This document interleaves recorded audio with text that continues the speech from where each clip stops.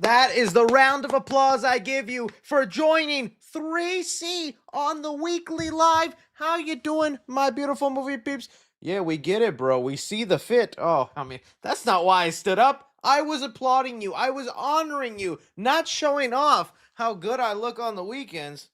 Oh, yeah, dude. See me walking up in a Walmart with some cucumbers, baby oil, and being like, yo, some of these, please. Throw in some Hubba Bubba while you at it. Don't look at me that way, all right? I get it. It's Gucci. It's not even Gucci. The shirt's from Amazon, but it's nice.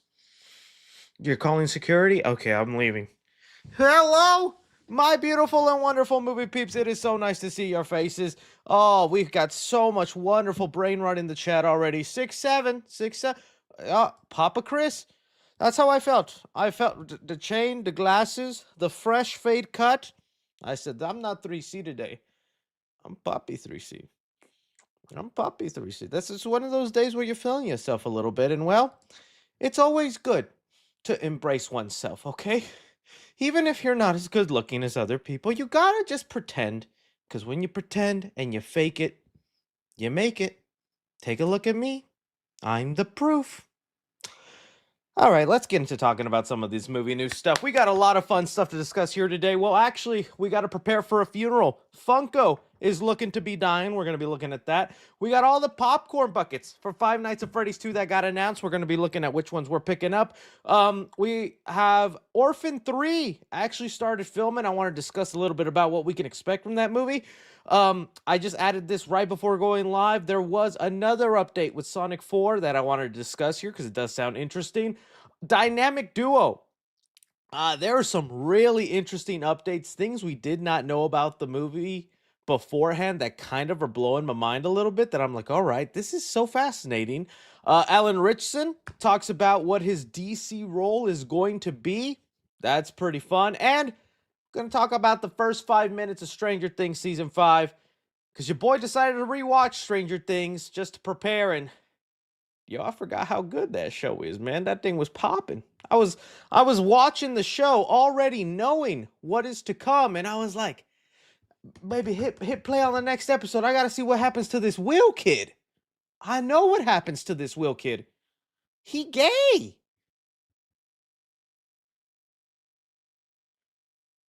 I'm watching my career and my YouTube just disappear. I'm canceled now. But I only said a fact. All right, then. Let's go. so I just is it a spoiler to say that Will is gay? In fact, no, but like jokingly, I remember watching like season 2 or 3 where they started making it more apparent that Will was gay. And I always thought like, oh, did they just do that because like the real life actor is gay? So they just thought integrate into the story.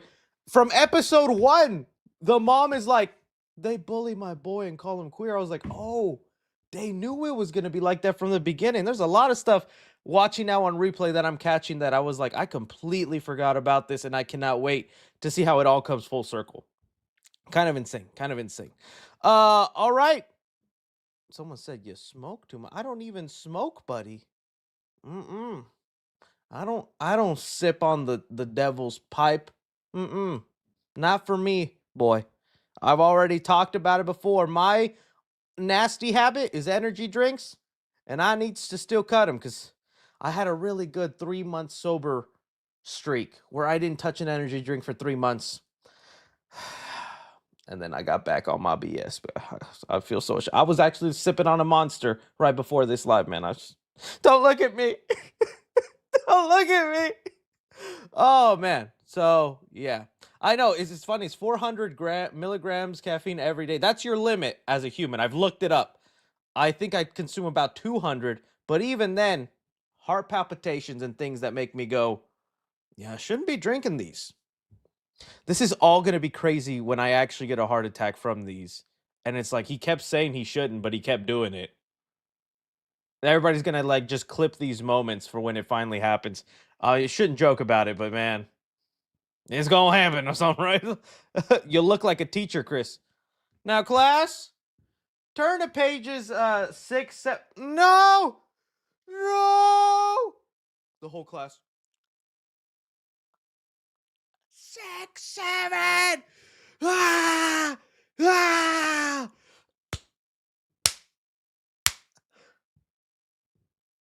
First casualty in a school, thanks to a couple of numbers. But first, Danny with the news. Oh, dude, I can see it all happening, man. I feel so bad for teachers nowadays. I can only imagine what that's like. That's why I need the energy drinks. You see the energy I have? I can't do that without my substance. I can't. I can't. All right, whatever. We got to start this stream. All right. This is the stuff people just like skip and fast forward into. It's like, all right. When's he's talking about this? Okay, finally. Jeez, finally he's done yapping about nonsense. Let's begin with our first topic here. Funko Pops, dude. All right. As you guys know, your boy was a giant Funko Pop collector. I say was because I have severely, drastically slowed down on my collection of Funko Pops. And just recently, I did show you, I still buy a couple, but I mainly focus on just horror pops. And the last two I have bought are right here by my side. I got the Jason Universe, just because that's history. Even though I'm not a big fan of the new design, that is history right there, and I had to get them. And they released Michael Myers' Crying Red Eyes from Halloween 2. Favorite Halloween sequel? I had to nab them. But that was like the first Funko Pops I had bought in months. And I was popping them Funko Pops.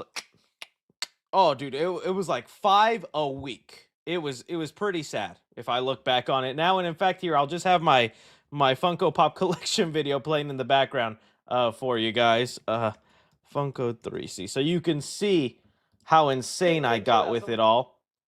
This was this was 2 Christmases ago. But okay. Today, an article did come out from Dextero, and they have it here that the Funko CEO is saying, we're running out of money. We are in severe debt, $250 million in debt, and there is a very good chance we will not make it the next 12 months, meaning within a year, you could very well see the headlines, Funko out of business, and there will be no more production of Funko Pops, and it's all gone. Okay. I definitely wanted to talk about this and give my thoughts on it as someone who is a big collector, because I kind of saw this coming, okay? There's a reason I stopped collecting, some for personal and some because of just the wacko decisions the company was making. I've talked about this before. All right, so first, I do want to defend myself as a Funko Pop collector a little bit, okay? Because I get it. I used to be one of those people. When they first started showing up on the shelves and I would see them at Hot Topic back in, like, I don't know, 2010, 2009, whenever how back it was, I agree. They were ugly, they were hideous, they were stupid, and anybody who bought Funko Pops, I thought less of.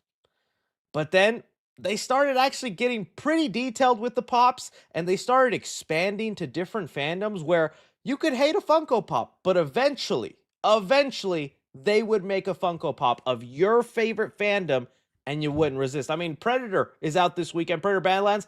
I'm so happy I own the Arnold and the OG Yautja Funko Pop. They're so awesome. And like they even have Men in Black here with the little things like, and they would cover such obscure thing, Leprechaun, Killer Clowns from Outer Space, all these crazy things. So they eventually nabbed me, and once you bought one, you just wanted to buy more and more, right?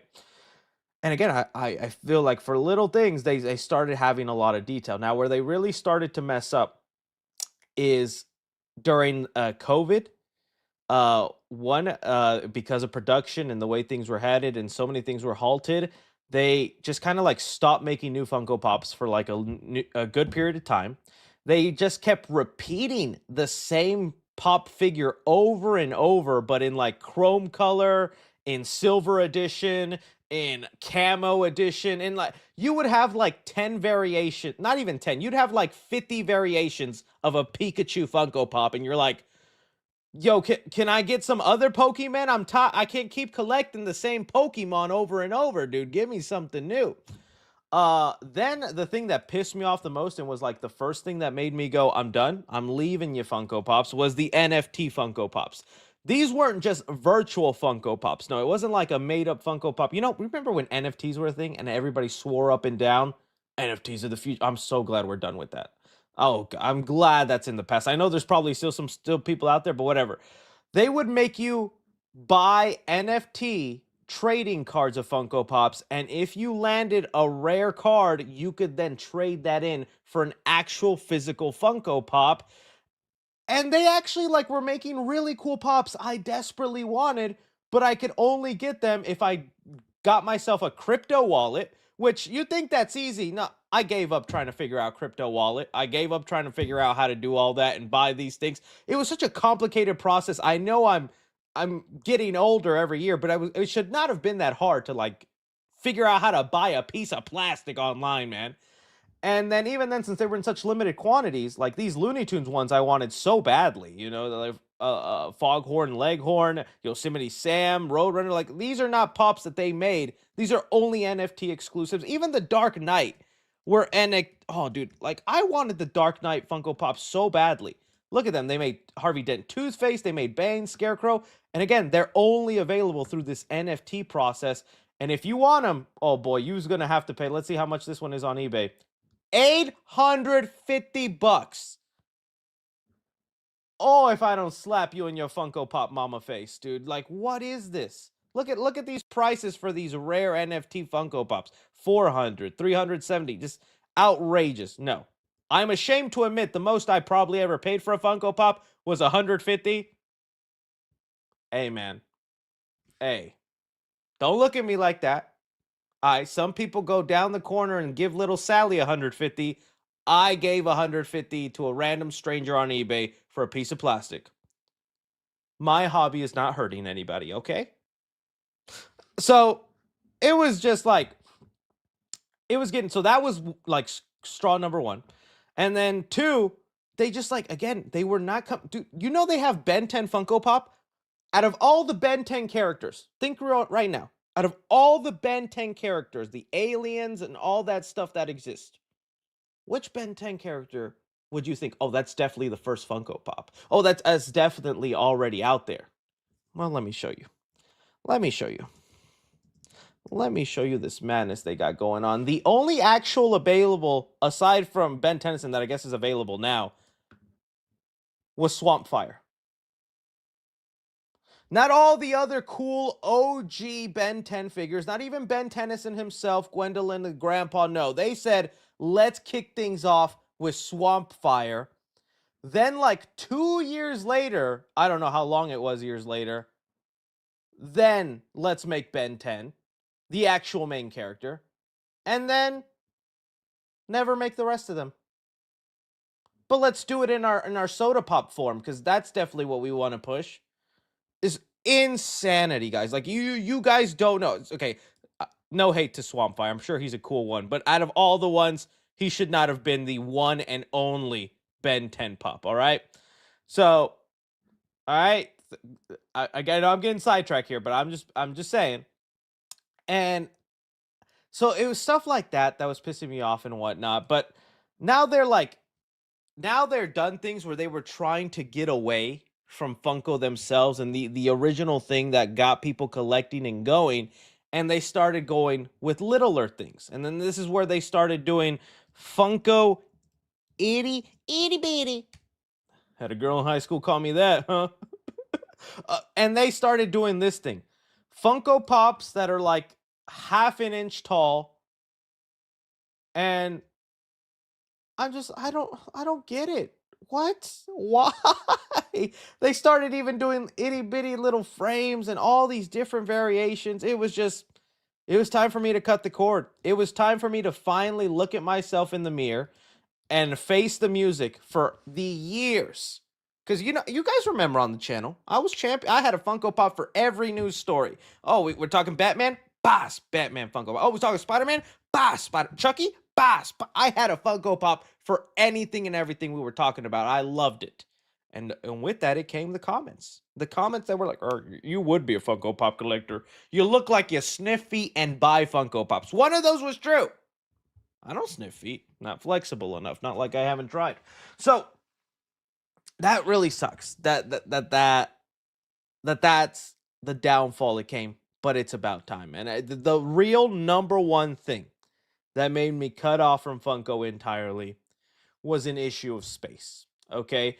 you guys know from where this video is not in the current house I live in. This was in my first home I got to buy through YouTube money. Thank you guys very much. But quickly that home I outgrew and don't think I got this house because I ran out of Funko Pop space and I was like, honey, time for another house. The Funko Pop space is just not kicking it no more. No, it was more to move closer to other family because we were actually kind of far away in this house. So we moved to get closer to family. But in the moving process, which again here, look at the room. Again, I went upstairs. You're following me up there, and then this is the room I had. Okay. When it was finally time to box every single Funko Pop, put them in their individual case, put them in their own crates and all that, and then move them into actual shipping containers and to the new house, I despised these things. I wanted at one point to just pour gasoline everywhere and set these on fire and never look back. I loathe the moving process because of these. No, you think it's all your clothes, all your shoes, even the studio space and all the little props I hadn't. No, it was these little 3-inch things that, oh, dude, I hated and I felt so bad for my lady because I was I was emotionally manipulative in the Funko Pop process, okay? I coerced her into loving these things. And I was like, honey, yeah, look, I have my horror section, but look, baby, I'll give you your Disney Pops. Yeah, baby, you want the Lilo and Stitch? We'll get them for you. Toy Story, yeah, baby. I groomed her into liking Funko Pops, if I'm being honest, and it was very clear she was not the biggest fan of them. And oh, she was not happy when it was time to move out. So it's sad because this was an interesting era of my life. Honestly, this whole thing is a perfect representation of. I'm not gonna say like I was poor growing up. I don't want to like disrespect my parents that much. My parents always made. I always had a PlayStation. I had a laptop. I had my own room. I had all the toys I needed. Of course, I would have wanted more, but I definitely had more than the average kid, thanks to my parents.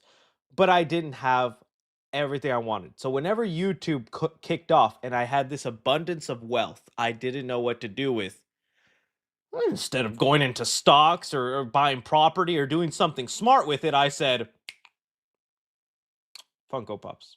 That's the future, baby. We've got to. And this is a representation of I didn't know what to do with my money and I just wasted it. So where are all these pops now? Where are they? You see this, and the only thing I have right now, which you guys can't even see, it's just off to the side here, which is just like 70 pops, and this whole room was like 700 pops. 90% of these sitting in the storage unit within the container, because once I boxed those things up, I said to myself, I'm not putting these things out. Took like 3 days to put everything in boxes. I can't imagine how long it would take to then display them out. I'm done. I'm tapping out. And I walked away. I treated it like the ugly child I never wanted. That scene in Air Bud where he throws the basketball and get away, you stupid animal. That was me with Funko Pops. So this was more of like a therapy session than an actual discussion on Funko Pop's dying. It's just, I think it's something that maybe you guys wanted to hear about because I still get comments all the time about like, hey, Chris, where are the Funko Pops? Where are they at? I still have a couple. And even if I'm being honest with you, as I really do want to get rid and sell of the ones I have in my storage unit. But there's like this thing where it's like I clinged on to them. I love these things and they brought me joy. When I would walk into that room right before making a video, dude, I was so happy. I thought it was the coolest thing. Just like, whoa, look at this. So it is kind of hard to want to get rid of them, but I know I'll have to. If anything, I'm honestly now gonna wait until Funko fully goes out of business, and I'm gonna see if the price can actually skyrocket a little bit on these things. I'm not expecting to make thousands of dollars on them. No, no, no, no, no, no. But if I can get like a decent chunk of what I spent on these back, that would be nice. So honestly, I'm just waiting now for Funko to go out of business. Then the production stops on it, and then there's these random collectors that's like, I remember Funko. I need to buy all that's left up. I'm your guy. I'm your guy. Let's not put that part up there because I never did that part of the video. So, yeah, someone said that's not happening. I know. Honestly, you're 100%. It's not happening. Whenever the day the Funko goes out of business, if anything, these prices are just gonna go even more down. But I'm hoping there is some sort of like, yeah, just a small bump. You know, like whenever an artist or a painter dies, that same like Stanley's signature skyrocketed the day his death came out. But, Stanley has been around and done tons of Comic Cons. He signed thousands upon millions of things. If you really want a Stanley signature, you don't have to pay hundreds of dollars for it. So we'll see. We'll see. We'll see. But yeah, I just wanted to talk about that because it was an interesting period in the 3C world. And it is about time, man. They didn't need to last as long as they did, but we'll see. But maybe they can turn things around. Maybe they'll get bought out. Maybe they'll continue going. If they do, I'm happy for the collectors. That this isn't me crapping on them because I know how fun this could be. But for me, number one reason was a space issue, and I just like at one point it did feel like, damn, I really am just kind of wasting my money here, aren't I? Having a couple is still fine though. Don't think I still like I still see some people every now and then. Like, look at my Funko Pop. I'm like, oh, it's cool. It's cool. Um, so there, and ever since then, I have never wasted my money on plastic again. Bringing me to the next topic we're going to discuss here today, all the popcorn buckets announced for Five Nights at Freddy's 2. Just like with energy drinks, I don't learn my lesson, guys. I went from wasting money on one piece of plastic to another piece of plastic. So let's discuss it. With Five Nights at Freddy's coming out, you guys know they just had the final trailer come out, and with that, it was also them announcing all the popcorn buckets that'll be available for this movie. And Blumhouse stepped it up. Blumhouse did not realize how big Five Nights at Freddy's was going to be as a movie, and so this is a perfect little photo, kind of showing all the buckets. Let me see if I can get looking at it. That way we can stare at it. Okay, perfect. Um, Here we have a good representation of them, and we are going to go through them one by one and see which one we're going to be most wanting to get. So let's start off with this main one that I think kind of looks interesting. We have this popcorn bucket that is going to be made up of the actual Freddy Fazbear stage. And okay, one awesome idea. I love it. I think even the way it's like shaped kind of round on the back so you could still put your popcorn. That's honestly what these popcorn buckets have become now. They're really honestly just a toy disguised as a thing that holds popcorn. That's what I've noticed. If it has some sort of indent in it, I'll just say you put your popcorn there and call it a popcorn bucket. At this point, I'm thinking, what if they just say collectible attached to the release of whatever movie? Could that be something to help out the future of movies? Because something we are going to talk about at the end of this year is, just like with Funko Pops, the popcorn bucket trend is another dying thing, and you're going to see a lot less popcorn buckets next year, guaranteed. So it's like maybe they need to stop branding them as popcorn buckets, and maybe why don't they just do a thing where it's like, hey, we have this movie coming out, and we have this exclusive collectible you could only buy at the theater. I don't see why they wouldn't. I like once you buy these, I think like 70% of fans are not using it as a popcorn bucket. They're putting it on their shelf and going, Five Nights at Freddy's. That's what it makes it think of. So with this, I was like, okay, what does that button do and all that? And I did find a video of it. I thought maybe the little animatronics would like at least move a little bit or wiggle or, turns out it just turns on the lights. You have here these two little light bulbs. That's all it does, and it colors. It's like, okay, maybe it has a sound effect to it. I didn't see in that video if there was a sound to it. It was only these lights going off. So I was like, all right, whatever. But pretty cool. This one is going to be available at a lot of retailers. It's at Regal and Cinemark. Both Regal and Cinemark are going to be having it. In fact, let me see here. Cinemark is selling it for $60. $60. So that's the price tag for that one. All right. I want to save the best one for last there. So let's look at this other one, which plushies is kind of a big game. I was over here talking about Funko Pops and all that stuff. Plushies is a big collecting market. Now, there's a lot of people out there that be collecting plushies. To me, I wouldn't get into it just because I think about, well, the plushies, don't they get dusty and dirty and absorb all this just dirty air in the oxygen? I don't know. To me, I'm just like a Funko Pop. I can rub off the dust. Stuff of plushie, I'm like, after a few minutes, it's just gonna hold in air every odor and thing in the air. I don't know. That's how I see it, but maybe I'm wrong. Nothing against the plushie collectors, right? But it looks like it's this plushie attached to like a box of pizza boxes stacked up, and you just open the tin up and put popcorn. Not bad, not bad. I'll give this one like a 6 out of 10 for the plushie collectors, right? I think the stage for me is like an 8 out of 10 right now. I would have been higher if those actual animatronic toys would have moved. But then again, all this could change once I actually get my hands on these popcorn buckets.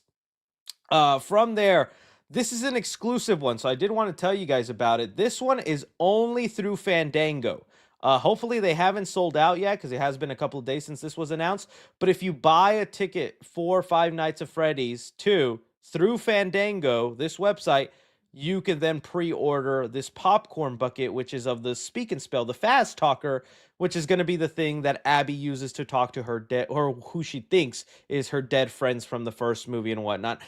I wish they would have given us more details on it because it's just going to be it looks like just like a 3D print where you put popcorn in the back. But it'd be really awesome if there's a button on there that either lights it up or you can use it like a speak and spell. Not as advanced probably, but it has a little thing where it at least says something. That'd be nice, but if not, it's still honestly a really cool toy, especially since it's a actual prop from being used in the movie. I think that would really persuade a lot of Five Nights at Freddy fans to get it because they're like, oh, this was in the movie. I like it. So from there is where I then really want to talk about the AMC ones, where I was like, dang, AMC might have taken the cake here with it. Trying to figure out where to start with it, trying to get a good image because I think it's so weird on Google Images. You look at Facebook or Instagram and they're blurry, and maybe that's how they get you to go to their website to look at it instead of on here. See, look at that. It's just blurriness for no reason. All right, whatever. We'll look at it on the website here. All right. So looking at the AMC ones, yes, you have the popcorn toppers and all that, but you know me, I'm not big on like the very casual print a little artwork on it and go off. No. I want to talk about these bad boys here because these things, yeah, buddy, oh boy. So first, we got our cupcake. I've been saying from the end of time, the cupcake should be the easiest thing to turn into a popcorn bucket. Just open it up, put your popcorn in there, close it up, should be there. Now, it's not gonna be a popcorn bucket, it's gonna be a drink holder, but it's large enough to where based on some of the things which we will watch a video of, it's big enough to where I'm like, that's still a pretty cool collectible, and that's awesome. And I'm gonna buy it just hoping Toy Chica has to come and get her cupcake back. Just be like, oh no, I got your cupcake, Toy Chica, I hope you don't show up nowhere. I'm in my bed, Toy Chica, don't take the covers off. A guy can dream. But AMC cooked with this Freddy head. I've never seen more delectable Freddy head than this Freddy Fazbear head. I want to take it over to our good friend at Andre, the Black Nerd, because he over here got it, and he shows it off. So I wanna definitely, let me get the sound on here. He shows it off, and he does a great job showing off the features of this. So there was like a little party that they had in LA where some creators got to get their hands on it and see it all. Freddy's 2 popcorn bucket, sipper, pizza box, and mask. I went to a special event of the final Five Nights at Freddy's 2 trailer. Even had a surprise cameo from Toy Bonnie at the event, and at the party I got an exclusive. See, there's the drink holder. That was pretty large. That was pretty big. And then hands-on first look at some Freddy's 2 theater merch. I believe these will be at AMC. Double check the theater change just to be sure. Starting off with this Freddy popcorn bucket. Open up his top hat and head. That's where the popcorn goes. Rest his eyes and his eyes. Okay, already there, you have me when you light up. Just adding those extra little features and touches go a long way in this collector bucket game. Because, like, we just had Predator Badlands come out, which you guys know I love that movie. I thought it was really awesome. And they had some popcorn buckets, but I decided not to really get them. I understand who people who want them. But, like, for one, the Predator Badlands is this popcorn bucket head. And it's just like, okay, it opens up and you put popcorn in it, and it's just a sculpt of it. No lighting up, no sound effects, not even removable so that the user can wear it itself. It's just an easy sculpt of it. And also, I don't even want to say this is spoilers, Deck wears that mask for like 5 seconds in the movie. Barely wears the mask in the movie. Like it's not even that iconic with him. And so I was honestly a little disappointed with that because I like it when there's more with just a head bucket. And this is it. So one, eyes turning red, just like the animatronics. Love that. Put the popcorn in from the top hat. Eyes Smart. actually light up. That's cool. So then this comes off This part. like that. And then that becomes its own mask. What? Oh, I gotta put that A on. genius Without a doubt, the addition. coolest part of this popcorn. You get to actually take off the Freddy Fazbear head, not only revealing the endoskeleton of Toy Chica. Oh, geez, always on my mind. Sorry about that, guys. You know what I'm thinking about. Revealing Toy Freddy's endo, which fans are just gonna love that because it adds to the animatronic vibe. Then you get to wear it as a mask, where it actually has a strap, playing into how in the second Five Nights at Freddy's game, if you put on a mask, you're then invisible to the animatronics and you can maneuver around and be. I love that. That is the thought being in there. There was someone who actually sat down and didn't just go, yeah, can we just 3D up a sculpt of the Freddy head and move on with our day? We got things to do now. They said glowing red eyes, removable mask, wearable mask, endoskeleton, popcorn bucket holder. Someone give that popcorn bucket man a raise. Bucket is that his face comes off and it even has a strap on it so you can wear it as a Freddy mask, which will keep you safe from any animatronics walking by. Maybe. Yeah, I love. Oh yeah, Except it's a cupcake sipper. the cupcakes. Like I think that's pretty huge. That's honestly pretty big. I feel like it's about like yay big. That's pretty good. Just as a sipper, I could hold me a large Coke in there. So that to me is awesome, and that was a great job. Sometimes the movies I'm most anticipating for and hoping that they have cool popcorn buckets, they don't. But I think Freddy Fazbear and team really rocked it with their popcorn buckets. I think they did a nice job with them. Again, here's some of the looks of where that'll be if you guys just want to say it for your records, and you can go around. It's gonna be nice. I can't wait to actually physically get my hands on some of these, and I'll obviously do a ranking because it's one thing to look at them and say this and that, but then maybe when I see it in person, and I actually get to use them. I'll be like, no, this is actually better than that one. But I think we might have a clear winner for number one whenever I do my ranking of just the Freddy Fazbear popcorn buckets. Honestly, there were so many buckets this year. This year's popcorn bucket ranking is going to be a challenge because there was a lot. I think there's going to be some buckets I'm just going to flat out forget, but hopefully we can nab that up good. So, the Freddy is there proof of that? I haven't seen if it'll actually speak. I've just seen that it's like a printer. I haven't seen like any description that the fast speaker will actually talk. Just says fast talker, walkie-talkie, popcorn bucket, pre-order. Okay, well let's go here. Maybe it actually says it.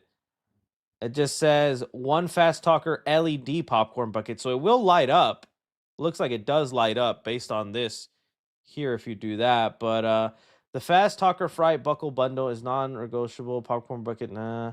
You must be 18 years or older. Physical address for each item. Yeah, not much of a description. It just says LED. Doesn't say if it'll actually speak. It'd be cool, but it looks like it might just turn on. Which you can turn on, Freddy, if you're into that. Love it. Great. Fantastic. Good buckets. Great job, Mr. Buck. I had an awesome, man. If I end up getting fired from 3C Films and you guys don't watch me anymore, that's what I'm applying for. I'm going to be Cinemark's popcorn bucket maker. And I'm getting fired after I suggest, how about we make a Toy Chica life-size popcorn bucket? I'll start with the prototype. Good stuff. Good stuff. I did get the Back to the Future one. Where is that one? I have that one right here. Dun, dun, dun, dun. This one's dope. I like it. It lights up. Wish it did have sound effects to it, but this thing is rocking. I had to get it, man. Back to the Future, my favorite movie. That's also one of the good things of these things popping off. They had popcorn buckets for re-release films. Y'all should see how messy my desk is. It's pretty messy. All right, let's move on to the next thing. Now let's get some actual movie news and things like that. So, all right, moving on. You guys probably know the franchise Orphan, okay? I'm going to try and be slightly spoiler-free and just talk in the know if you know, because I think there's still a lot of people that have not watched the original Orphan from 2009. But if you haven't, highly recommend it. It is a kind of weird movie. But it's one of those movies where the twist is like so out of nowhere crazy. You're just like, Okay, I kind of respect you for that. That's kind of a wild twist. And so I really liked it. Came out in 2009. Really awesome film. Well, I wouldn't say awesome film, but just a cool film with a decent twist. And then they came out with a prequel in 2022, which is like crazy. Like uh, over 10 years later, they decided, yeah, and they used the same actress who no longer is a little kid because she's a little kid in the first movie, and that all plays into the into what she does. So like in the prequel, she's a full-on adult, but they use forced perspective to make this grown adult look younger and smaller. And whenever they first announced Orphan First Kill, I was like, why? That first movie all hinges on the twist and how it ends and all this stuff. Like, there's no way you can kind of replicate that twist. Oh, I was wrong. They have an equally kind of crazy twist in this one. I won't say it's to the level of the first movie, but it was still a crazy twist nonetheless, and it was a lot of fun. And Esther, the girl, the name of the little girl, is one crazy psycho. And I would watch 10 movies of her. I mean, she is on her way of being her own niche horror icon. I'm not saying like Michael Myers or Jason, but like, Victor Crowley, the guy from the Collector franchise, things like that. Like in a sub tier of horror icons, Esther is on the way there. And well, according to Critical Overlord here, which let me see, Critical Overlord, he let us know that Orphan 3 has now gone into production. It looks like it's being titled Orphans. He has it here as Orphan, even though it doesn't say that on the title card. It says here, has started filming. And okay, Orphan 1, banger. Orphan First Kill, another banger. I'm expecting Orphan 3 to be another banger. So I wanted to go into some of the details that we know about this movie. For one, they were asked a while back about the movie okay, well, first movie, if you know how that ends, it's kind of hard to make a sequel. So that's why the second movie was a prequel. So then they were like, okay, is this one a sequel or a prequel? And we were told it's both. It's a movie that's going to take place between the events of the first movie and the second movie that they made a prequel. So it takes place after First Kill, but before the first movie again. They are also promising an equally crazy twist, looking like that's just the theme of the franchise, a story that involves Esther with some mind-blowing twists. And I like that because, again, that's the thing that makes or breaks the first movie, is whether you like the twist or you find that mind-blowing. And then the second movie, the prequel that they did, equally fun twist. So it's like, yes. With the title Orphans, I'm like, okay, so we're going to meet a lot more of these orphan characters, or we're going to meet some more crazier things. Esther's kind of whole thing is that she is an orphan that kind of gets adopted by a family and then just wrecks that family's life as they find out this crazy kid is crazy.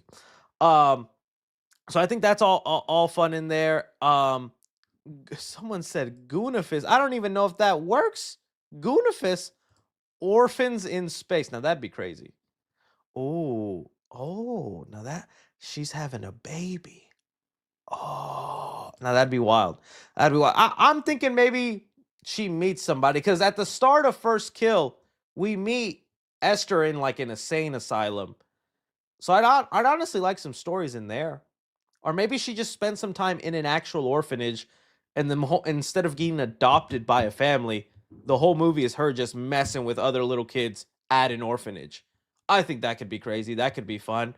And then there's some twist there. So all I'm saying is I'm looking forward to Orphan 3. I know maybe they're not everybody's cup of tea, but I was pleasantly surprised what they did with the second movie. So it actually gives me faith with this third movie. I like the actress involved. I think she plays the role really well. And I have such respect for the way they do this forced perspective and using practical just camera tricks to make her look small. I think that's kind of fun. It would be really weird if they did like, the Captain America First Avenger CGI on a small body thing. That would look so uncanny. But Orphan 3, it's happening, titled Orphans. I'd love to know your guys' theories if you're a fan of the franchise and what you'd love to see. Sound off down below. Okay, Sonic 4. Guys, we talked about Sonic 4 just last week because there was a rumor by Daniel RPK, who's been giving us a lot of Sonic updates, that Paramount was thinking of changing the title of Sonic 4, which this is like, I think, a fan logo that's been popped up. It's not an official one, but I wouldn't be surprised if this ends up being similar to the official logo. That instead of calling it Sonic 4, Paramount was, contemplating calling it Sonic CD. And, I gave you my whole thoughts on how I felt about that and whether, like, I'm okay with that title or where it could go. Well, we got even more updates from Daniel RPK here, who was letting us know that the movie is set to be much bigger. I'm trying to find more enhanced detail here. I should look that up beforehand, but okay, it looks like this person has a bulletin point. But here's some of the other details. So here, Sonic 4 movie details from Daniel Ritchson, who says, plot is about the bad future and time travels. Makes sense with some of the concept art we've gotten. Silver won't appear in the movie, so Silver is not a character in the film. The name might be changed to Sonic CD. We talked about that. The biggest budget and new quality level, romantic comedy elements. Okay, that's kind of like the thing that I was really seeing going around is that he wants or that Paramount is wanting to make this one bigger. So here's more in detail what he said. Sonic 4 will have an even bigger budget than the previous movies. The CGI will likely look twice as insane than it did in Sonic 3. The movies keep getting better and better in quality. And I gotta agree. Sonic, the movies, is one of those franchises where, for me personally, each movie is getting significantly better and better.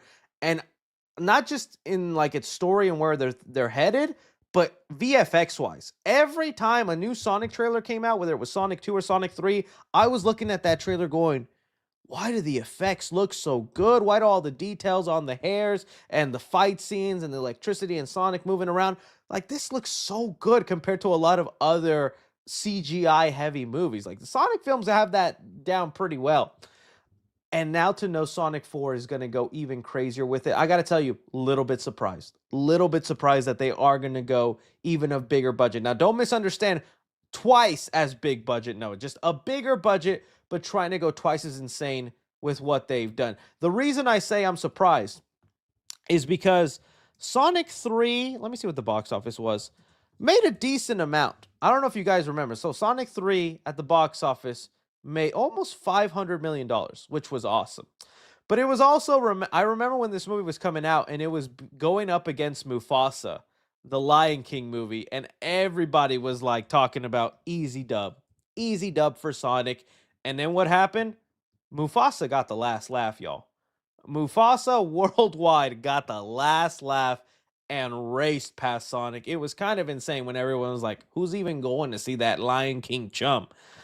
And so that's what I meant, where it felt like maybe we were seeing a limit to the potential box office that Sonic can have. So that was almost 500.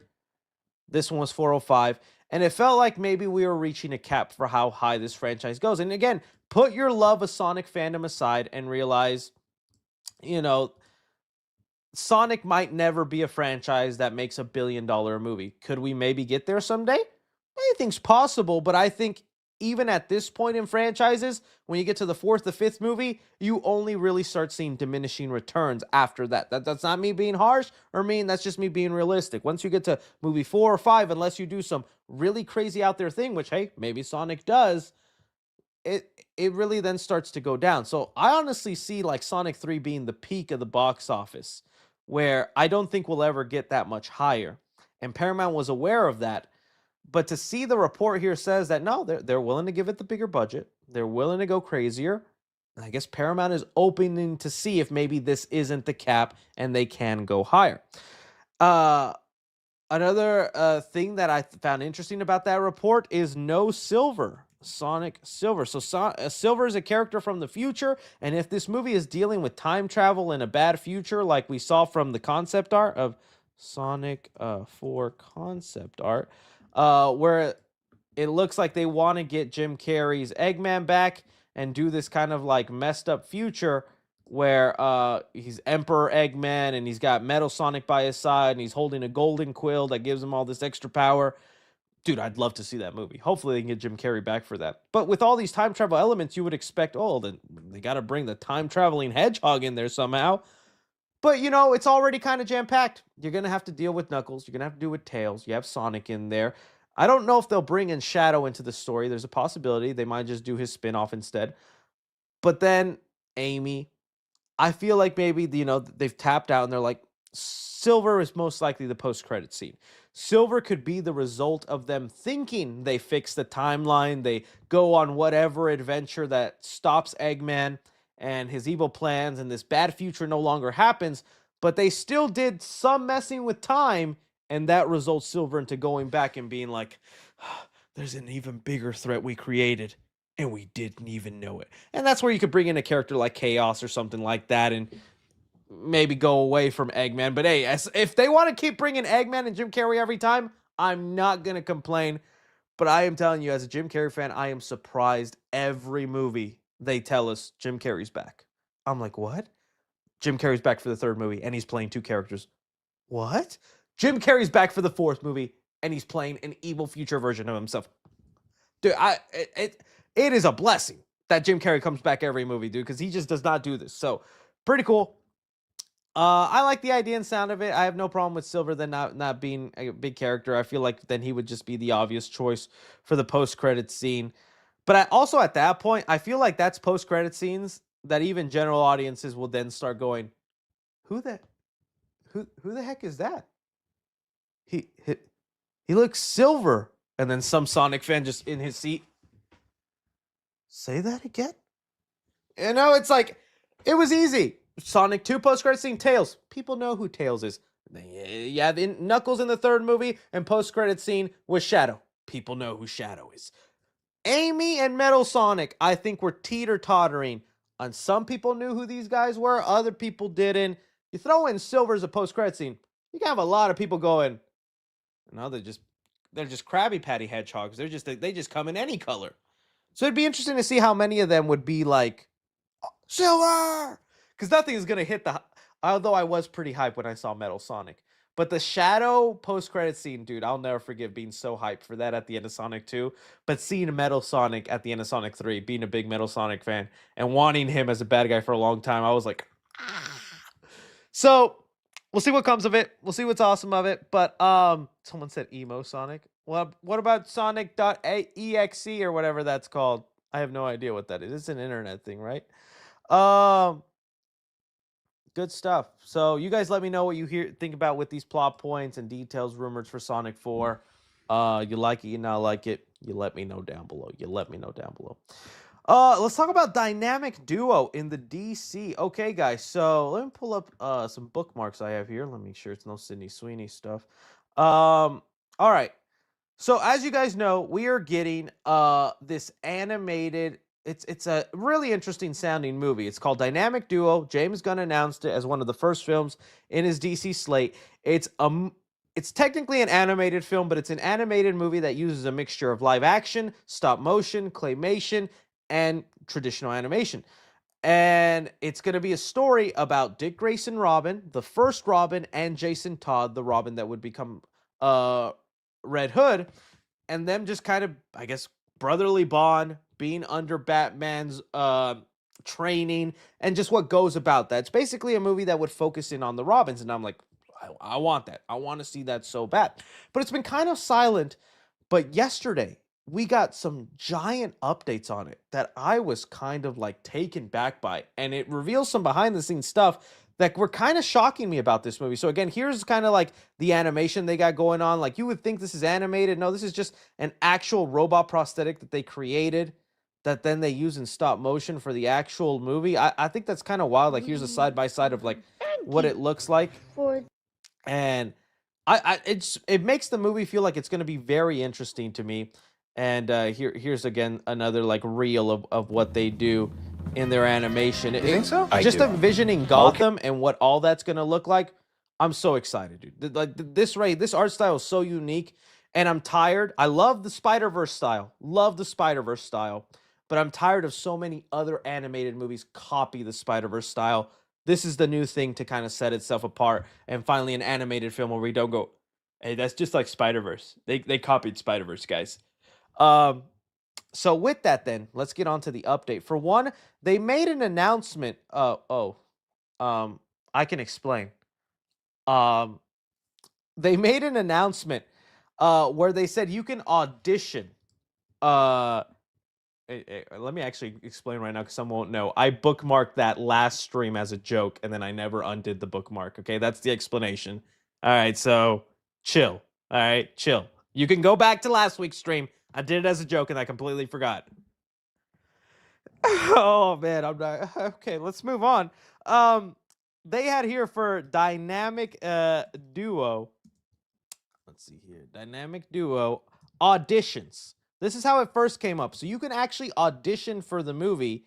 On November 15th, they're going to be holding auditions where anybody, no experience needed, can audition to be part of the movie. And I was like, okay, I've seen them do this gimmick before. I remember when Ready Player One was coming out, they also did. You can, anybody can audition for the role of the main character in Steven Spielberg's Ready Player One. Your boy sent in an audition, and who'd they get? A guy who was already a Hollywood actor with experience. Shocker. Shocker they went down that route and not the cringy guy who bookmarks characters from a cartoon show.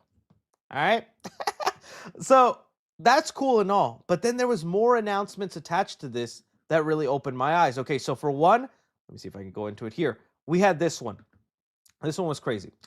They have it here. Someone who works at the studio saying we were greenlit to make a project for HBO Max, a feature film based on Catwoman as a kid, recounted Mintz. Unfortunately, 3 months into the project, the CEO of Warner Brothers decided to cut back on the studio's streaming production.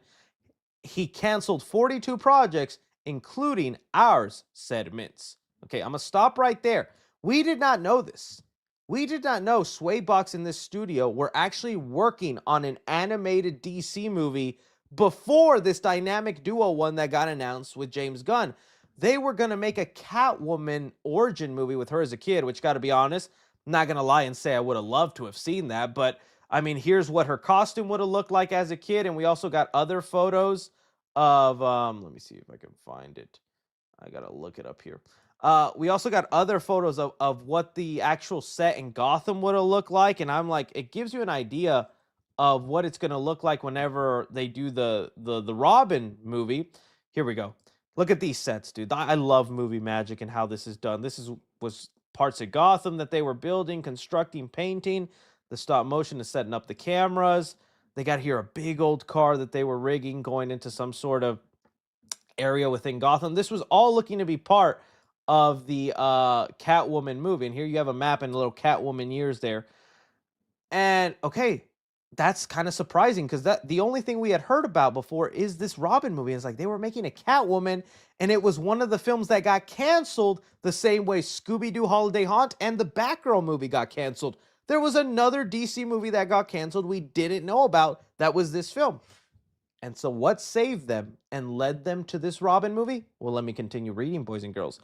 With that door closed, however, another one soon opened. It was then director and producer Matt Reeves reappeared, having seen some of the work for the Catwoman project. He put together a short video compilation, which he then brought to David Zaslav, president of CEO Warner Brothers. Zaslav said, "This is incredible. We need to release this theatrically," said Mintz, but the marketing department felt that it needed to be a larger story, hence why it became a movie about the origin of two Robins.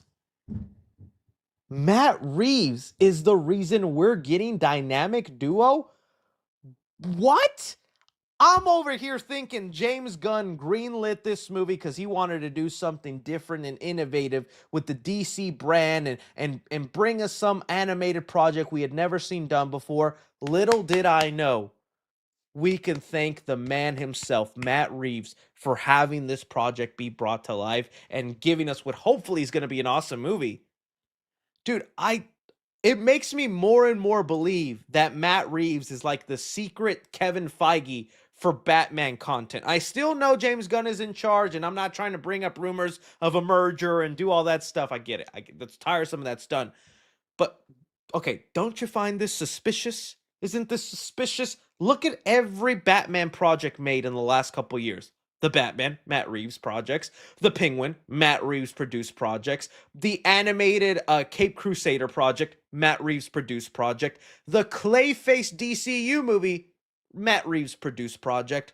Dynamic duo, Matt Reeves. I don't know if produced, but Matt Reeves had a hand in making this thing come to life. This guy is providing us with the Batman content, and we didn't even know it. My respect to you, Mr. Reeves. I was not aware. And you know what was even crazy? I think there was this quote here, because it continues on saying, Arthur Mintz says that Matt Reeves presented Zaslav with the idea of making a DC animated film with Swaybox Studios. Says here, Matt has always, well, this is another crazy one, always wanted to tell a story about Robin, Batman's partner, and thought this would be the ideal format for it. This is good and this is bad for a couple of reasons. I've always known Matt Reeves has had a love for Robin, right? Because if you go back to whenever he was doing his inspiration for his Batman movie, he was posting pictures of Adam West Batman. I don't know if you guys remember. And these were like the hints of what he was doing. Like even the mask, the actual masks that Robert Pattinson wears is an upgraded modern version of the Adam West mask. Like that's why it looks like that. It's an Adam West version. He's a big fan of that show, and a big part of that show was Robin. Robin was his sidekick. He was always there with them. And so that's why I was always like, dude, Matt Reeves could be cooking up a Robin story in his universe. Him letting us know he's always wanted to do a Robin, but he feels the animated route is the best way to tell that story. I feel like that's kind of crushing my hopes then that Dick Grayson is not really a part of the Batman Part 2. I'm still going to hold out hope and be delusional because I would love to see Matt Reeves' take on a serious version of Robin. But this quote here saying, you know, Matt Reeves wants to do a Robin story and he feels this is the right way to do it. Then it feels like, well, okay, we got it. He got his outlet out this way, and it's not going to be in the Batman Part 2. So we'll see, man. We'll see what occurs. Viper, what are you doing, dude? What? I'm going to have to put you in timeout here. Put this guy in timeout. All right, thank you.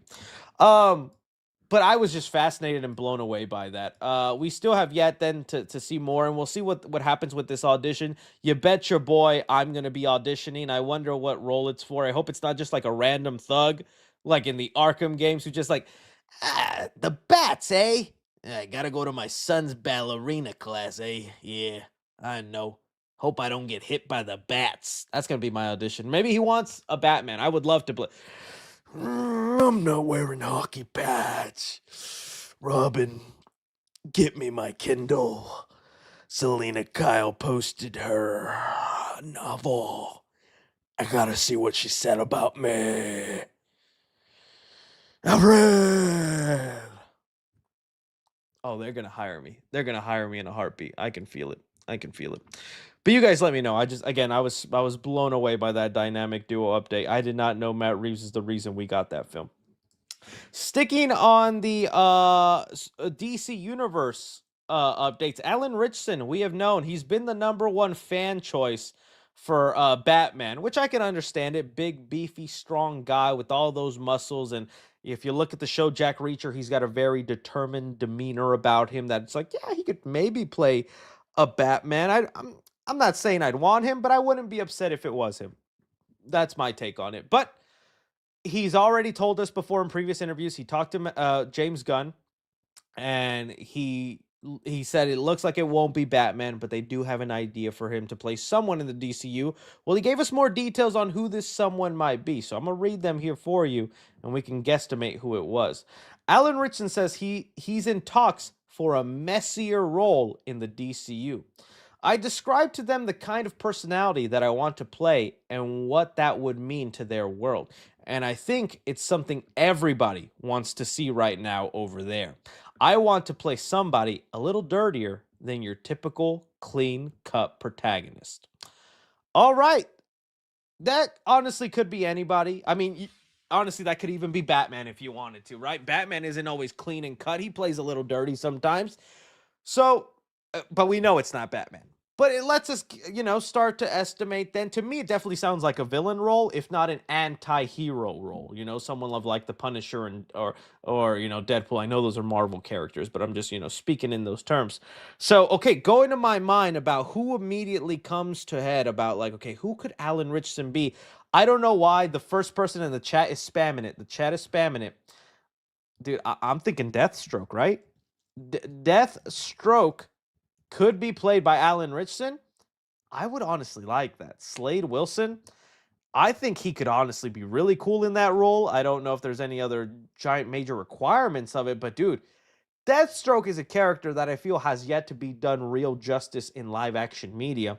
And there was rumors they're working on the Teen Titans movie.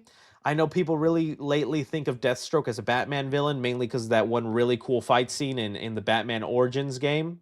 And it's like, I don't blame him because that was a really awesome fight scene. But, growing up on Teen Titans, I do see Deathstroke as a Teen Titan villain. And they're working on a Teen Titan film. There's a script going around and they're getting that written down and all that. Who's to say Deathstroke isn't the villain in that film? Not just that, but there's also the rumor of the Deathstroke and Bane movie. There's a Deathstroke and Bane movie that's been rumored for a while, which honestly makes a lot more sense now. I remember when we first heard about this Deathstroke and Bane movie, we were like, what? What a random weird pairing. How does that make sense? But if you look at what James Gunn is currently doing with the DCU, this Salvation, right? A Salvation run idea where it's all the villains of the DCU thrown onto this planet having to survive. Well, then what better idea than having Deathstroke and Bane thrown onto this planet and having to survive around other villains? I'd actually watch that then in the context that James Gunn has set up. I feel like that could be what's going on here. So it could be there. I know some people were saying Bane. I just really feel like we have yet to do Hispanic Bane, Mexican luchador Bane. That is a lot of his roots. I would hope James Gunn would be faithful to that, so that's why I wouldn't pick Alan Ritchson for it, but I guess if it ends up happening Tom Hardy style, I'd be okay with it. I'd still prefer them to try and just to be different because we've already gotten a couple interpretations of Bane. But Deathstroke for me is definitely one. I did see some people throwing out into the chat Wildcat, which, yeah, would not mind a Wildcat. Oh, that's not the Wildcat I know. From DC, this kind of like boxer figure. I mainly know him from watching Batman Brave and the Bold, the animated series. But he does kind of like have a rough and tough attitude. The only drawback is Wildcat is usually much older. He's kind of grizzled, almost like in his 50s and 60s. And I think they could age up, Alan Ritchson and give him some gray hair and he can, that. But I think there's also a distinct voice and personality to Wildcat. I don't entirely see it, but I wouldn't be mad about it, right? Red Hood Jason Todd, dude, that would be insane if he ends up being Red Hood, because it's like, Batman, what were you feeding that kid, and what did the Joker do when he killed him? To like die as a little skinny Robin and come back as Alan Ritchson? Time for you to reach, Jack. Say that again? Solomon Grundy would be wild, but I would think Solomon Grundy's very much a, hey, yeah, Batman. It's kind of it's not much range, or just kind of crazy blabbering. I would think Alan Ritchson would want something a little bit more than, yeah. A lot of crazy stuff there. I see some good suggestions in the chat. Azrael, someone said Catwoman. Can you imagine freaking Alan Ritchson in spandex and latex? Yeah, me neither. Shazam would be good, but Shazam doesn't fit the vibe of messier and dirtier and more suede. That's like a clean cut good boy. That's a Boy Scout kind of character. Maybe a Black Adam, I guess. Some people saying Midnighter. Who is Midnighter? Midnighter. Oh, that's a crazy looking guy. Definitely feels like someone that maybe. Oh, he's from the whatchamacallit, they were gonna make a movie of them, but then they stopped. Oh, completely spacing on their name right now. The Authority. There we go. The Authority. I guess Midnighter would be crazy. That definitely. I mean, even just looking at this photo, definitely looks like a messier character. Would be crazy. I don't think Joker. Can you imagine buff Joker? That'd be crazy. But yeah, you guys let me know on who you think Alan Ritchson is playing based on that description. All right. Next up, guys, let's talk some Stranger Things. Funko! God, make a deal with God, and get him to swap our places, running up the hill. Yeah, y'all didn't know I had them vocal cords. Stranger Things season 5 is about to begin. They're gonna drop the first part on Thanksgiving in this month. Very excited for this finale. So excited, in fact, earlier this week I decided, well, let me rewatch season 1. The reason I did that too is because usually when shows end, little piece of advice for you.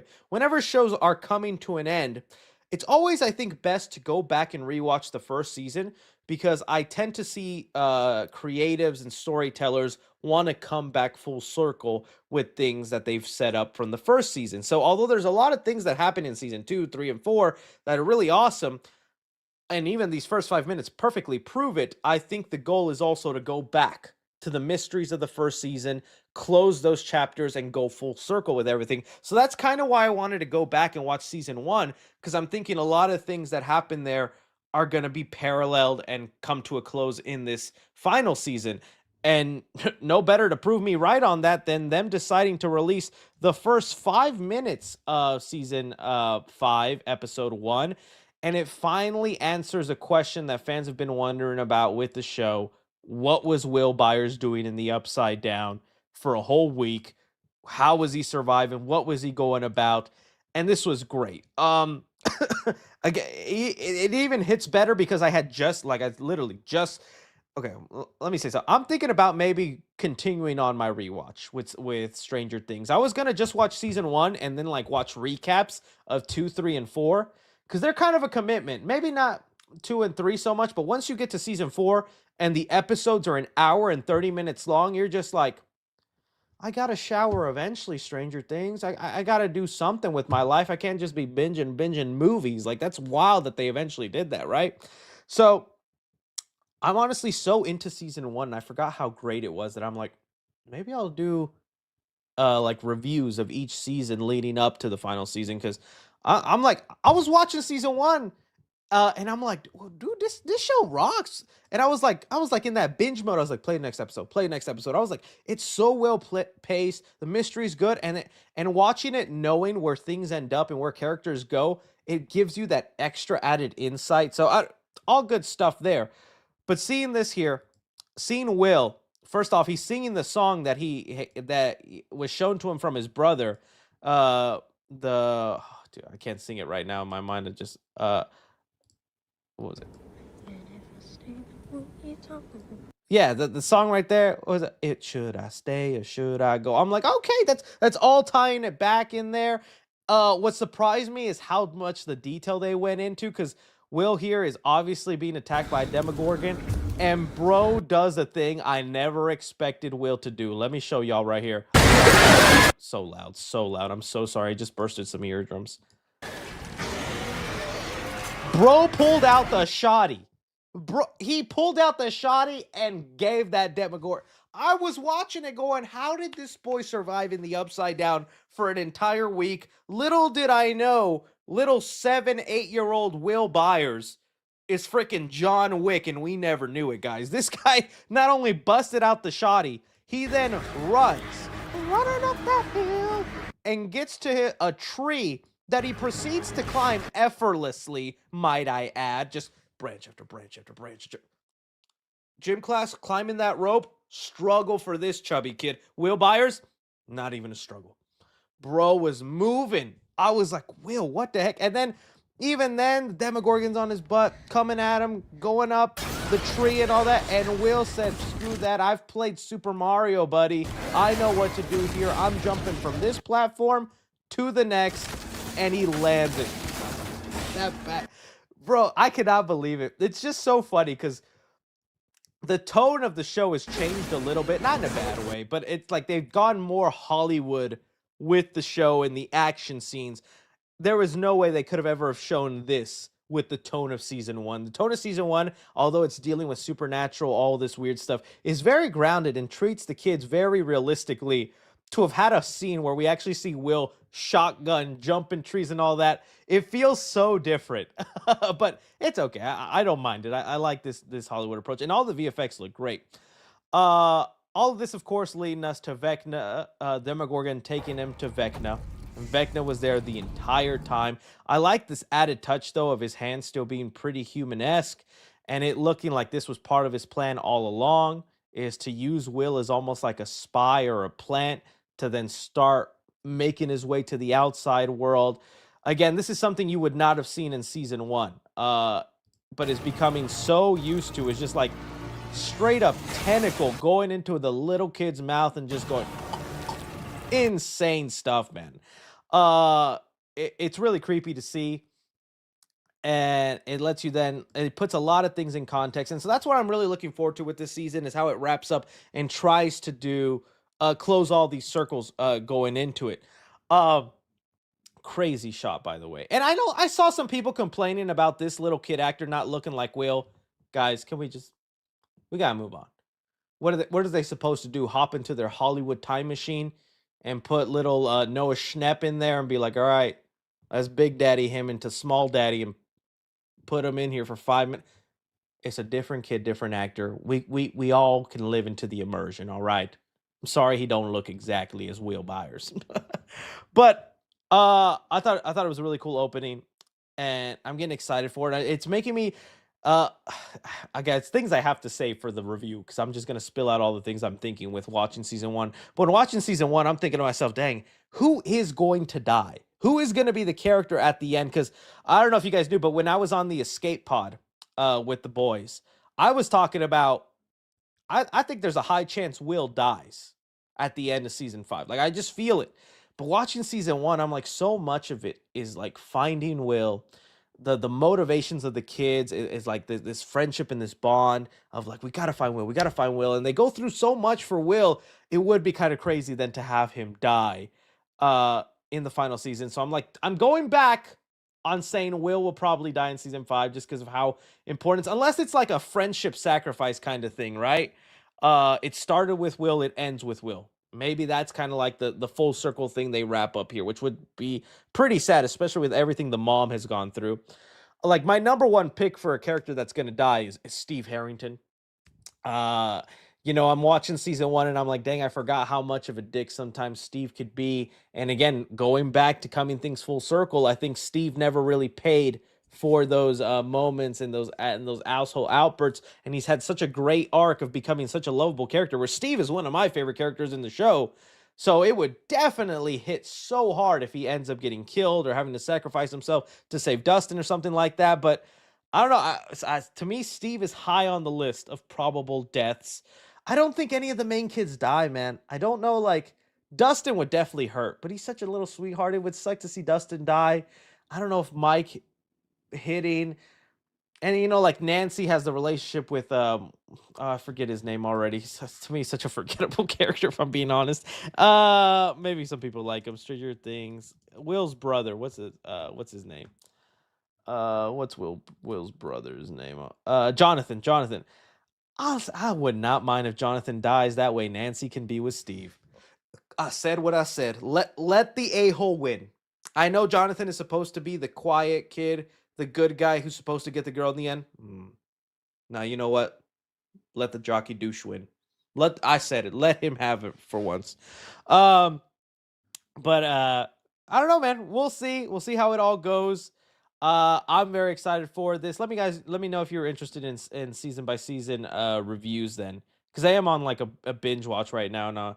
And I remember not loving season 2, but I'm gonna power through because I love season 3. And obviously season 4 was awesome. But you guys let me know, man. What'd y'all think of the first 5 minutes? I thought they was cranking, man. That boy Will was moving.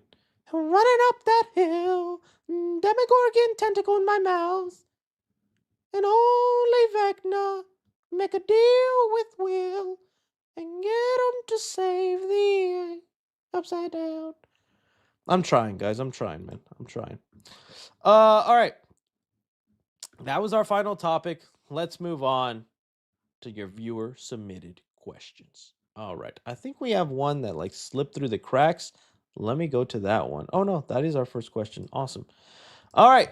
Let's go here. Papa Chris. DJ here says, do you think this year's October box office curse will happen again? If so, should the Batman Part 2 move to November or would it be safe? I just think I don't know if it's so much a curse as just general interest. We unfortunately overestimated how many people care about Tron, how many people cared about the other movies getting released. I think the low October performance is just a result of uninteresting movies. Because I mean, the Venom films would come out in October, they'd bang. Halloween 2018 the Halloween movies would come out in October, they'd bang. Then the Batman movie, it banged. So bang, bang, bang. I think we're fine. But if they decide to move it, wouldn't blame them. Would not blame them. Oh, someone said the Reddit. I don't know if there's anything interesting on the Reddit, guys. Is there anything interesting on the Reddit? Nothing but, oh, okay. What the hell? Let's just see.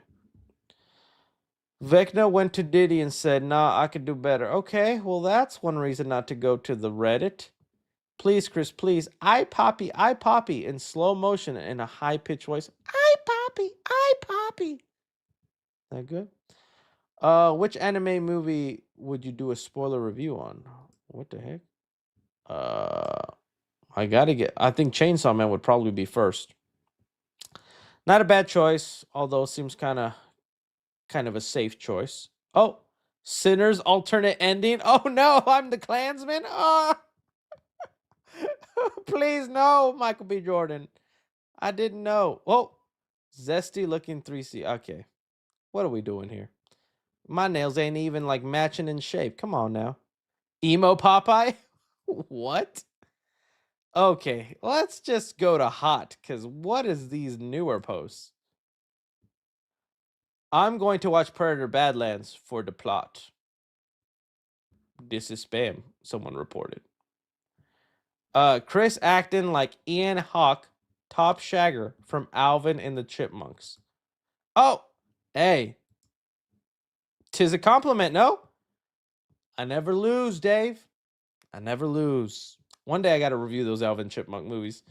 Put respect on Tennyson's name. Oh, I love Ben 10.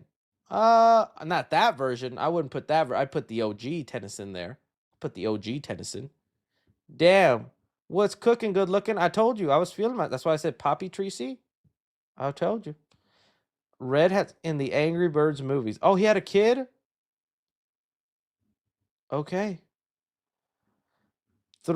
Watch a whole Family Guy clip? I don't think I could do that. What is this? I'll have to watch it off screen because I don't want to get copyrighted. There's a lot of Family Guy in here, but I'll definitely check it out, buddy. Minions 3 leak. All right. Hey, come on now. I can explain. They made an announcement. That's gonna haunt me, man. That's gonna haunt me. I swear. Y'all can go to last week's live stream. I came across it organically and I just bookmarked it for giggles and I forgot about it. SpongeBob Krabby Patty Whopper. I bet you it's literally just a Whopper they named a Krabby Patty. I'd eat it though. Oh, it's square. It says here it has a yellow square bun made with natural spices. The new SpongeBob features 1/4 pound of 100% flame grilled beef topped with melty cheese. Looks like 3C Food Review is going to have to come back. Oh, Scream 7 poster.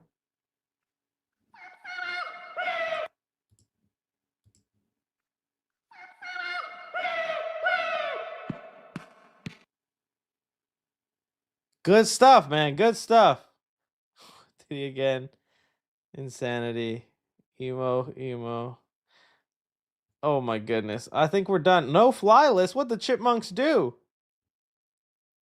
Okay, yeah, we're done. Good Reddit time, guys. Good Reddit times. Chris is not okay. Okay, Michael Thompson says, "Hey Chris, hope all is well. 3C lore on all the roommates you had before moving in with Lady 3C." You might have just asked the right question, my friend, but I don't know how much lore to give you guys because it's crazier than you think. It's deeper than you think. And I knew one day I'd have to tell this story, but I don't know if today is the day, and I don't know if I'm ready. I'm going to do my best, but buckle in, boys and girls, because here's some real 3C lore for you All the details I'm telling you in this story are real. They're not exaggerated. I'm not trying to be funny. I'm not trying to do all that. This is actual real life. And I'm going to try to keep it clean. Okay, so for most of my adulthood life, I've obviously lived with my parents. Like even when I graduated high school, I went to community college for 2 years just because I thought financially speaking it was the better choice before I go off to actual university because it's just a lot of money to be spent, right? Well, it came a point when when I was finally done with community college, it was time to go to big boy school. So I was like 20, I want to say, because I finished my 2 years and I went to UNT, which is a school they have here in Dallas. And well, I needed roommates because my parents at the time were downsizing their home, and they would not have space for me there because I had other siblings that they needed to tend to that were younger and all that. And 2 years after high school, still being there was like it was time to be my own man. Okay, so I went to Craigslist, which mistake number one. Mistake number one. Craigslist, when that was still a thing. I don't know who still does Craigslist, but if you do, boy, watch yourself, check yourself.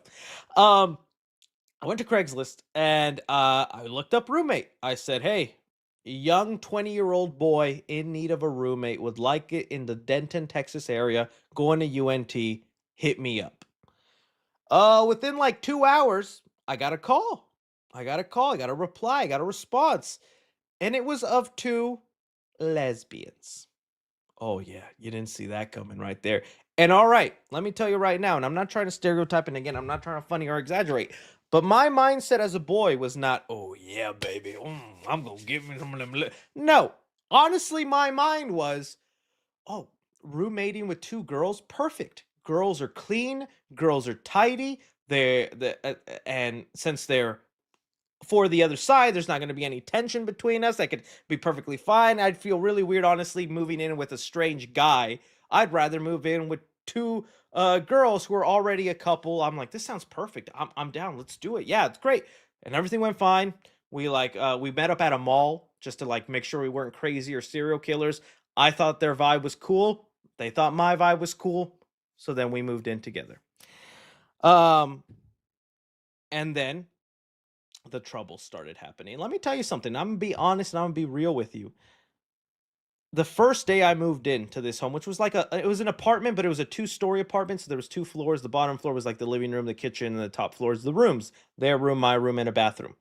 Um, and I remember I moved in all my stuff. It was my clothes, my bed, a nightstand, just typical little things.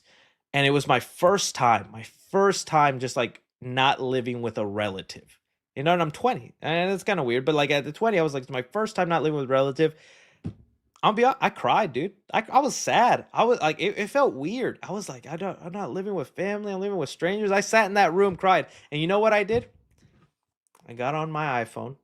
I got onto Netflix and I watched Catch Me If You Can for the very first time. I had not seen it ever. And it was another moment. This is all before 3C Films existed. I was still just a movie lover guy. And it was another moment where it was like, movies saved me, man. Movies were there for me when I was down. And I remember just sitting there in that room with all my boxes, all my stuff, feeling depressed and sad that I'm not living with family anymore. And I'm watching Catch Me If You Can, and I'm like, this movie's amazing. I'm eating little raisinets and all that. It was just a real moment, and like that's a core memory for me for some reason. And so that happened, right? Okay, first week, first 2 weeks, everything's normal. Everything's fine. We interact. We'll say hi, bye. I go to work. I go to class. They go to work and do whatever they do. Yeah, it's normal. Everything's fine. Okay. I stereotype thinking women were clean. Not all women are clean.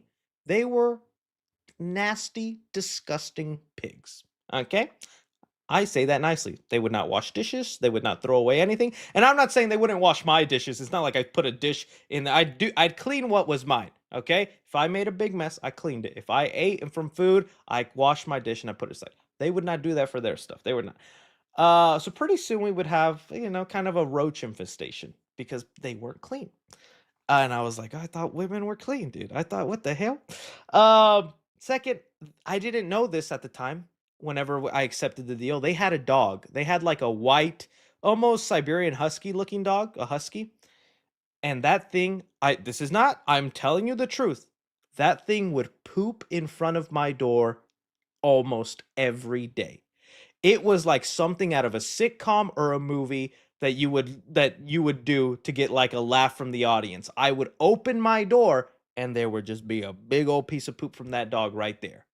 And I'm like, and right in front of my door. And it was like the dog was giving me a sign like, I don't like you. And there you go.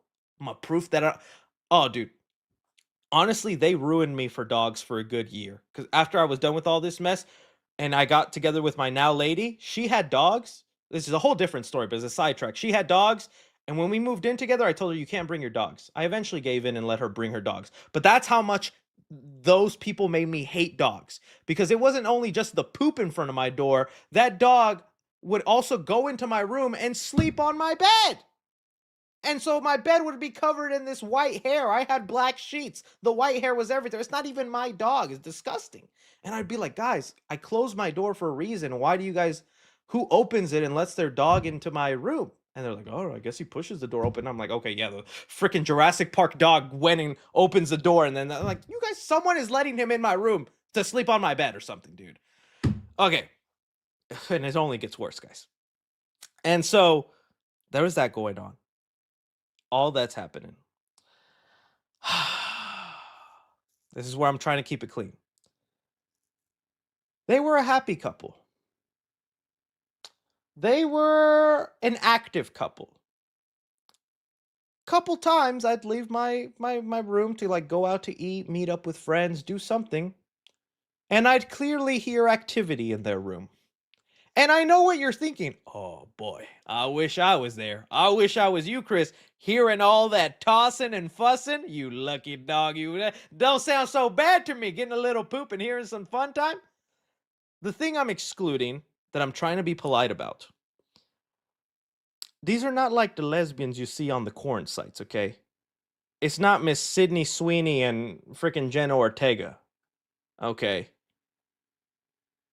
I'm trying to be nice here. But let's just say you could just tell by looking at like they were just not attractive, okay? I'll just say that. Which I didn't need them to be. I didn't care about that. Like I said, I just hoped that they were clean because they were women. My poor assumption. These were very ugly ladies. And so I was kind of disgusted, honestly, whenever I would hear that. And it's like it's their privacy. They're in their room. It's not like they left the door open and we're like, hey, can you do that? No, they were just like, someone else is in the house. You're allowed to do your business, but it's like it feels like you were being loud on purpose to I don't know, so I could hear it or something. I don't know. It was weird. But I put up with that, and I try to just like anytime I heard it, put on some headphones or I just go away because I really did not care to hear about all that. Okay. Other thing that I hated is we shared a bathroom. Um, and they actually would keep the bathroom relatively clean, and I would always make sure to keep anything I do in there clean. The thing that I was like shocked about, and again, not making this up, not an exaggeration for the story, this really happened. I'm in the bathroom, about to take my shower, and I'm looking for like I think like shaving cream or some deodorant or something that I keep in the cabinet of it. And so I decide I'm like, okay, so I'm gonna look into the cabinet underneath the sink to find it. I find a giant tub, a big old tub filled with toys. And I'm not talking action figures, I'm not talking you know, Funko Pops. You know what kind of toys I'm talking about. Big, long, high tech, at least 10 of them. And I'm just like, we share this bathroom. I come in here. I use these cabinets. Why would you leave that there for me to find? And again, I'm trying to be sensitive and understanding about we're sharing a space, but there's some stuff. What if I had my own male toy? I would not just leave it in the bathroom for you to find. You'd be disgusted by that. And so as was I. All is to say, that did not last long. This was all like in the course of 4 months. I have, and every day after a month of living there, every day I was on apartments.com, Craigslist, anything, refreshing, looking for even the crappiest solo apartment just so I could leave and be on my own.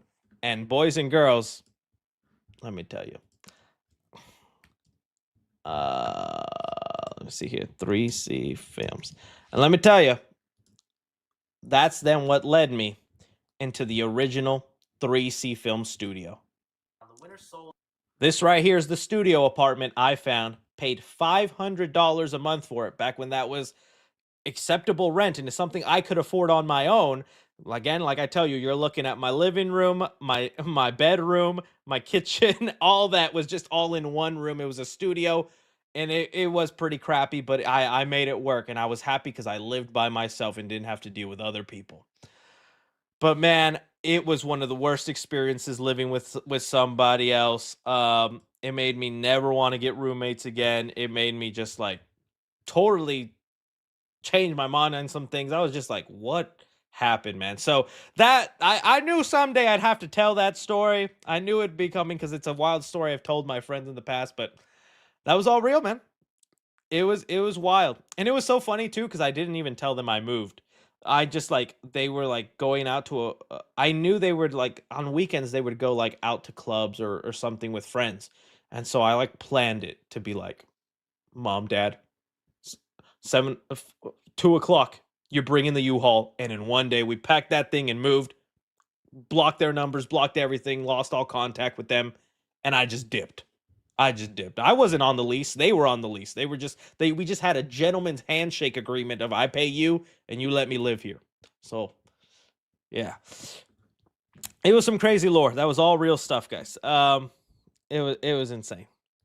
It was insane. All right, moving on here. Hope you guys learned that. So just careful who you roommate with is all I'm saying. If you had Noah Drayson says, if you had to make a sequel to Morbius, Madam Web, or Craven the Hunter, which would you choose? Out of all of them, it's not Madam Web. As much as I like Sydney Sweeney and them attempting to do some stuff in like the early 2000s, I just think you can't salvage a fun story in there. Craven the Hunter, yes, and my sequel idea is him hunting Venom. I don't know why they didn't lead to that. They should have just had Venom as that like the replacement Spider-Man instead of teasing Spider-Man would come but never actually showed up. That's what they should have led to. A Craven versus Venom movie. Just Craven sees Venom as this like ultimate thing to hunt. That's what I have done. That's what I would have done. All right. Let's see here. Choose 3 fictional characters you'd want to meet. Ooh, fictional characters I'd want to meet. Well, Spider-Man. I want to meet Mr. Peter Parker, see what he's like, maybe help him out with his depressed life, make him more depressed. That way I can get better stories out of him. So I would do things to like sabotage Peter's life, right? I'd work at the Daily Bugle and say he was harassing me so he gets fired. I'd break his camera. I'd get him kicked out of his apartment. Anything to make him as depressed as possible to service me and give me good stories. I'm gonna do that to Peter. Who else would I want? Honestly, Batman. Although I think that'd be one of those situations where it's definitely don't meet your heroes, but maybe I can like sob story him into giving me some money. It's like, Batman, come on, you don't need all that. Adopt me as a Robin. Maybe that's what I'd do. I'd have him adopt me as a Robin. I might die, but at least I get to live in that mansion and Alfred makes me sandwiches for a week. And Mystique. Use your imagination with that one. We got new FNAF 2 popcorn buckets. Oh yeah, we talked about that, buddy. We talked about that. Mario Galaxy trailer predictions. Oh, dude, that's gonna be crazy. Okay, I think we're definitely getting like him shooting from a star. You know, like when you would get on the Wii remote. Wah! Definitely like the size of a planet and him running like in one circle. I think we're gonna see something like that. Just seeing planets in general. Baby Bowser Jr. definitely. I don't know. It has to be iconic iconography of Galaxy, right? Of Galaxy, the whatchamacallit. just the game come to life. But we'll see, man. I'm excited. Have you seen The Chair Company yet? It's hilarious. I have been watching The Chair Company, and I do love it. If you guys don't know, The Chair Company is this show right now on Apple TV, which I know probably isn't the main Apple TV show everyone's talking about, since I can never say the name of the new one. The Breaking Bad creator, Vince Gilligan, Palubris. I still got to watch the first 2 episodes of that. Have not done it yet, but I did start watching The Chair Company because I think I find Tom Robinson very funny. I think he's so hilarious. I get his awkward, cringe humor isn't for everybody, but I'm enjoying it. I am hoping the story actually leads somewhere interesting. That's what I'm most worried about with the show right now, is the reveal of what the Chair Company is, what goes on with it. But so far I've been laughing my butt off at some of the things going on. Like the guy, when he goes to the shirt place and he's like, you know who wears it? He's like, he's at his limit. Oh, dude, good, funny stuff. So yeah, I like Chair Company. Really good stuff. A Roblox game called Grow a Garden is getting a movie. I did see that. Unfortunately, since I have no knowledge of I have very little knowledge of Roblox. I know I've played some before for whatchamacallit, for a video, I think for like Godzilla Kong, because they had a little map on there, but I don't get Roblox as like a form of entertainment. I'm glad if you do, but just for me, not for me. But yeah, Grow a Garden. So I'm guessing it's like a garden simulator game on Roblox that gets a movie. Let me see here if there's like a storyline I can read about what this is about. Grow a Garden is exactly the kind of imaginative, heartfelt world we would love to adapt. An uplifting story world rooted in play, creativity, and community. Sounds like maybe they're knockoff Minecraft. Why not just make a Roblox movie and then do like a Grow Garden segment, you know? But okay, that's happening. I hope it's cool. That's definitely one of those movie news stories that I hear that I'm like, getting old. Time is withering down. I'm gonna die someday. Grow Garden Roblox movie. 6'7" smiley monster Jennifer Thompson movie. That's what that sounds like to me. It's like, what? What are those real words?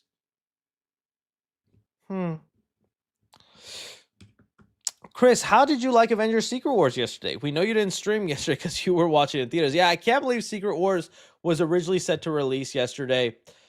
Imagining that timeline and us experiencing it would have been wild, but oh well. We still have to wait, what, another 2-3 years? So I can't wait, though. That movie better be worth it. You're already a stud, sir. Oh, I appreciate that. Stranger Boy 101 says, hi, Mr. 3C. Yesterday was my 18th birthday. I can go to big boy jail now. Happy birthday. Don't do anything that requires you to go to big boy jail. 'Tis no joke. Strain 7086 says, saw the animated Lilo and Stitch for the first time last week. Predator Badlands last night. It's hard for me to disbelieve that Disney has a formula.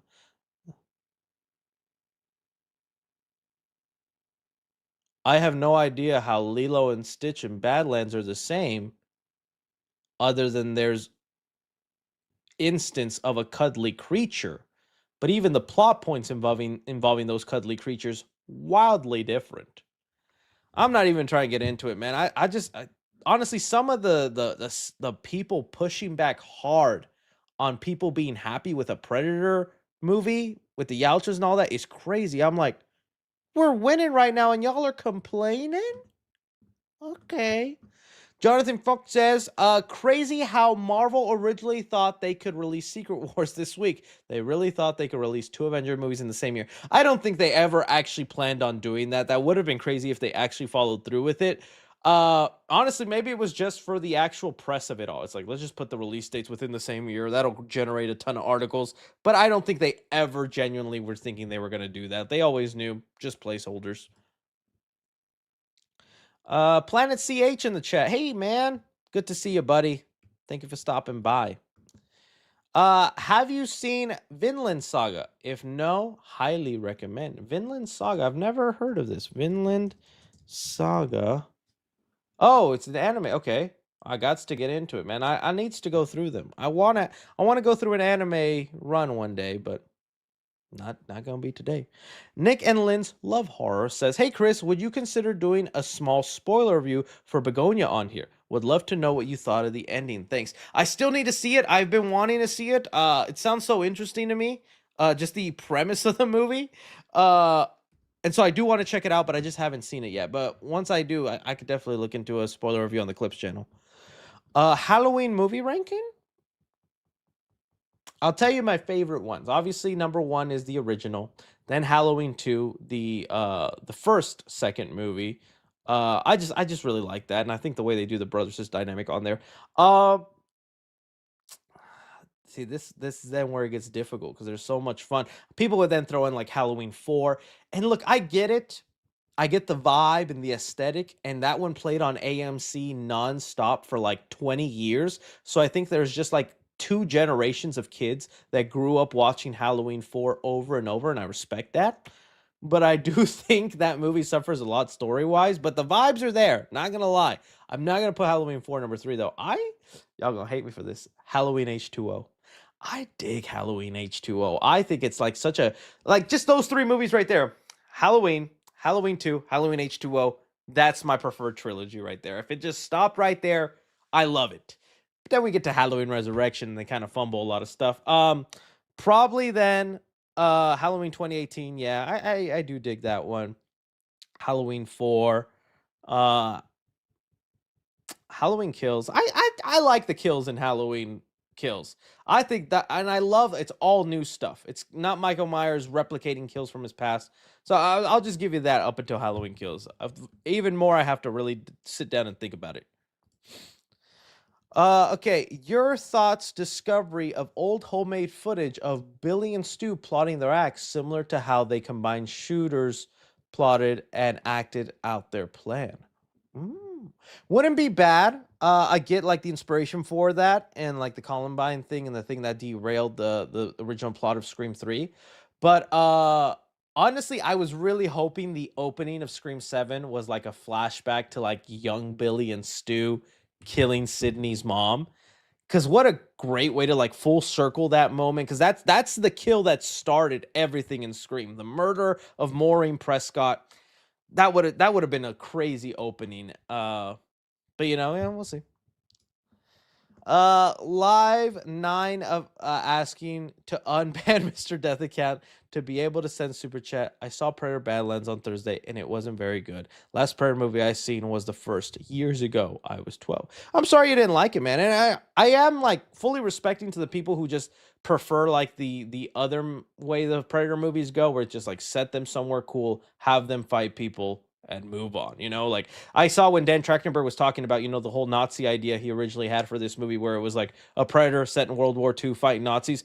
I'm not gonna lie, would have loved to have seen that as well. But it's also like a repeating of the formula. I think that could get tiresome. I like what Badlands is doing, but we'll see where it goes. I'll see you on when you ask for number 10 to be unbanned. Did I say it wrong? Oh, it wasn't. Yeah, see, these glasses are useless. He said it was very good. Sorry, the extra S threw me off. I thought the extra S wasn't, and it was very good. Okay, good. Glad you liked it, buddy. Glad you liked it. I'm done. Do you think Melissa will return for Scream 8? I'd love to believe she'd somehow come back and they do like an Avengers style, Sydney, Melissa again, or even like, my dream, like stupid fan theories, like at the end of the movie when like Ghostface is about to kill Sydney in Scream 7, Melissa pops out of nowhere and he's like, I'm here, dun, dun, dun, on your left. Although that never happened. But you know what? I mean, why not? You never know. You never know. Do you did you get the Superman 2025 Funkos though? I did, but those were not the last ones. The last ones, those were in the summer. That's why I was talking about the Halloween ones I got. But those were in the summer. Yeah, and I still have the big boy. I still like this one. I thought it was pretty cool. These 10-inch ones are nice. These are cool. I just wish they appeared better on camera, because when I put these on the shelf and then sit at my regular desk, when playing back the footage, they look so tiny from the perspective of the camera. So I'm like, dang it. They don't look as nice. So hopefully, I'd like it if they were a little taller, Funko. I hate the fact Funko might go out of business as soon as they finally make good FNAF Funko Pops. I hate this. Yeah, they did a refresher on the Funkos of FNAF. You're right. I need to get those, but I kind of like my OG ones. But but it would be nice to have Chica actually holding her cupcake because I did that in the refresher. Bonnie actually has the guitar. I'm okay with Fazbear and Freddy. I mean, I'm a Foxy. Yo, Chris, it's my birthday. I've been watching you since I was 12. Now I'm 18. Now about to graduate high school. Love you, man. It's crazy hearing that. I was at New York Comic Con for the Mortal Kombat thing, and I was talking to a fan there, and they're like, I want to say fully grown, but they're like out of school. They're like probably in college now, and he was like telling me, he was like, yeah, dude, getting out of school, going home, making a ramen packet and watching a 3C video, those were the days. And he was talking about it like it was 10 years ago. And I was like, so it's kind of crazy whenever I hear fans like this will be like, I used to watch you at this age and now I'm this age. And I'm like, because to me, it only feels like I've been doing this for like 3 years, 3 or 4 years. It's wild to think how many of y'all, some of y'all have grown. I am your papa. More video, papa. You lie, papa. Ah! Got that Stranger Things bug right now.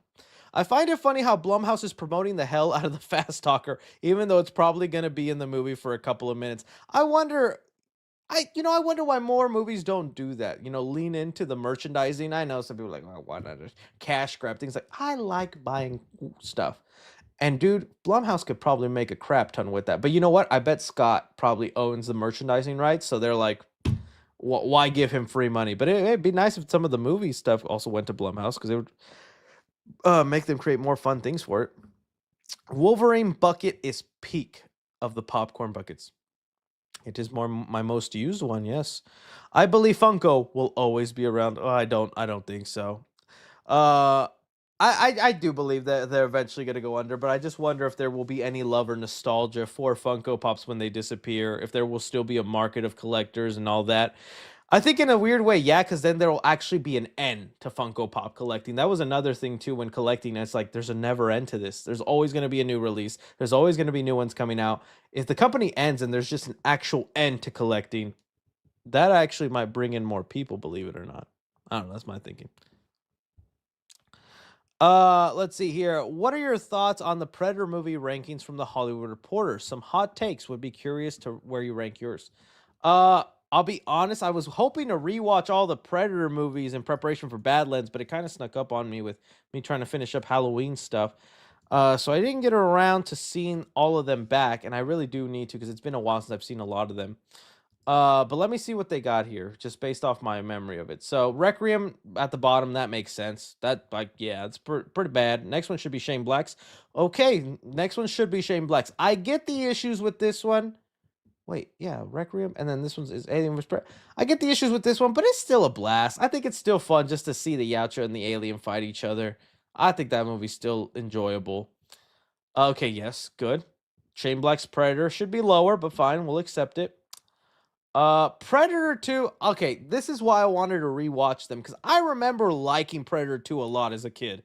I remember thinking it was badass and cool in the city and fighting like criminals and all these things and cops going after him and like the ending where he earns the honor of the Outras. I don't know. To me, that should go higher. But I also remember really loving Predators, which I think this one should be higher too, because that's just a cool idea, setting them on this like jungle planet and picking different kinds of like that twist with Topher Grace where you find out what he actually is. Dude, as a horror fan, I was like, oh, that's sick. That's a cool twist. It just kind of annoyed me the ending, how they were just kind of still stuck there. Predator Killer Killers is cool though, so I don't blame them for putting that higher. Not putting this one at number 1. That is a hot take. That is a hottie take. But this is so funny because it's such a different. This is an entirely different genre now from this movie to that movie, and it really determines your love. I said walking out of Badlands, this might be my new favorite Predator movie. Still putting love and respect to the original that started it all. but I love how wildly different and the new direction we're headed in. I don't see this as crazy, but I still think, the original should be much higher. I like Prey a lot. I like Prey a lot. And it improves on the formula of the original, but I don't know if I'd put it above it. Still a lot of cool things in there. I don't know if I would say as hot takes, but I mean, that's just how good Dan Trachtenberg's Predators movies have been now, where there's actual genuine debate now about which is better, which is worse. When the Predator franchise was pretty clear and cut on where you rank some of these movies. Did you ever watch the Smashing Machine? No, I still need to smash that machine. Michael Thompson says, thoughts on GTA 6 getting delayed again? Hey, man. If I can't go to that virtual club, ain't nobody else. It gives me time to brush up because I've never played the storyline of any GTA game. And all the GTA games I've played, which is probably only San Andreas on the PlayStation, it was only ever the open world mode to punch old ladies, drive through pedestrians, see how long I could evade the cops. I'd never actually do missions or story. And everybody says, you got to at least do the mission of GTA 5. It's pretty good. So it just gives me more time to actually do that now. Do you think who going to be new love interest and new best friend for Peter? Also, any 3C lore about hating going to a church? Do I think there will be a new love interest? I think so. I think you have to, but it won't be a permanent love interest. I think they're still eventually going to go back to MJ Zendaya's character. So, yes, I do think there will be something there, but it'll always still end up going back to MJ, and it won't be a permanent thing. As far as 3C lore about hating going to church, I mean, just like any little kid, you hated going to church. And, I go to, as a kid growing up, it was Catholic churches, and they have very routine, strict, long, of the Holy Spirit. You may stand up. Rest, Father, now, for we are here. Okay, get on your knees. Okay, stand back up. All right, guy, put one knee down and the other leg straight. And do the hokey pokey and you turn yourself around. That's how we praise to God. That's basically how it went in the Catholic Church. And man, it was definitely a lot of internal monologue as a kid sitting in the church. Someone said, dude, I'm Jewish. Oh, I don't know how the Jewish church went. Is that worse? Like, I just mean in terms of how long, like, you're an hour there for the Catholic mass, which I think is probably the length for most, church meetings. But yeah, it was just a lot of me sitting there and being like, don't think bad thoughts. Don't think bad thoughts. Lola Bunny. Oh, sorry, Jesus. Okay. It was just stuff like that. But nothing too crazy. I did have siblings growing up, so yeah, we would do the whole giggling and poking each other and getting yelled at by mom. Okay, sit down. Stop it. Pórtate bien. Things like that. Okay, Chris, would you do an entire MCU rewatch for Doomsday or Secret Wars? That's a tall order. Counting or not counting Disney Plus shows? I don't know. If it's not counting Disney Plus shows, then probably yeah. But even then, there's so many there, and there's a lot of like, I don't know. I'm trying to think of which are the movies that I'd be most like. Oh, I just don't want to watch that again. I don't want to watch that again. But it's not that many.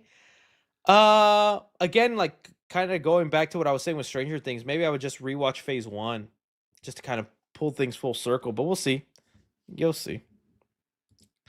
It said here, I low-key love Screen Gems as a horror production company. Their new films like Until Dawn and Terror have that mid-2000s over-the-top cheesiness. There is a nostalgia to that, right? I get what you mean, that 2000s vibe. I didn't hate Terror. Honestly, for that to me is like a pretty good standard for PG-13 kills. I'm trying to, like, as far as a horror movie goes, not including something like Predator Badlands that had pretty violent kills. But like Tarot had some pretty good use of their PG-13. If they could find the vibe of what Tarot did in like Five Nights at Freddy's, I'd be so happy. I'd be so happy. Chris is struggling to read so much. It's my ADHD. I'm not my ADHD. It's my dyslexia. Again, I don't do this for attention or like those people that be like, me have ADHD or something like that. No, as a kid, I was literally tested for dyslexia, and I had it. I look at words and my brain mixes them around, and I think it has to do with my ADHD as well because I think I'm trying to read faster than my brain can process, and so I just mumble the words. All is to say, excuses for me needing to calm down. All right. All right, let's keep going. What are your 4 favorite Funkos and most valuable ones? Oh, dude. Probably my favorite Funkos have to be the Back to the Future ones. Those were my favorite ones. Just like Marty on his hoverboard, Marty from the past, all those, and then the DeLorean one. Obviously the Spider-Man ones, whenever they finally made a Funko Pop of Tobey Maguire and Andrew Garfield, which I thought they'd never do. That was awesome, but that was all in No Way Home. Even the Green Goblin Funko Pop was awesome. Those are some of my favorite ones. As far as like most valuable, I could look at the Funko app if I still have it here on my thing and see what it says my most valuable pop is, although I don't think this thing is that accurate for actual whatchamacallit, for actually telling you the value of your collection. But let me see here and pull it up real quick. Oh, dude, are you kidding me? Are you kidding me? It says go to your thing and you log in. I haven't logged in forever, so it's like verify it's you. Go to your email here. I'm checking. Don't see nothing. Okay, it's not gonna let me. I think it might have been a Black Suit Spider-Man at one point was probably the most valuable one. I don't know. Tarot? Isn't that how you pronounce it? How do you pronounce tarot? It's not tarot cards.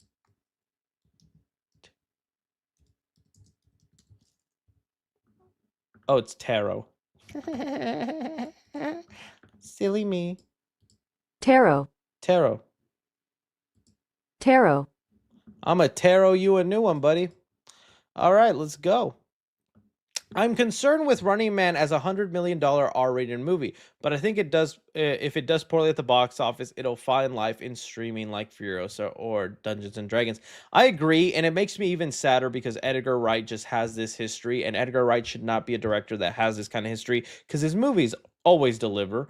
I think the only movie of his I wasn't like 100% in love with was the Anya Taylor-Joy movie. I forget what that one was called. The something Street movie. I wasn't crazy about it, but I didn't hate it. I still thought there was some good ideas in there. But yeah, like Baby Driver, obviously, Scott Pilgrim versus the World, and now Running Man. It's just like his movies just Last Night in Soho. Thank you. His movies just don't seem to like hit, and it sucks.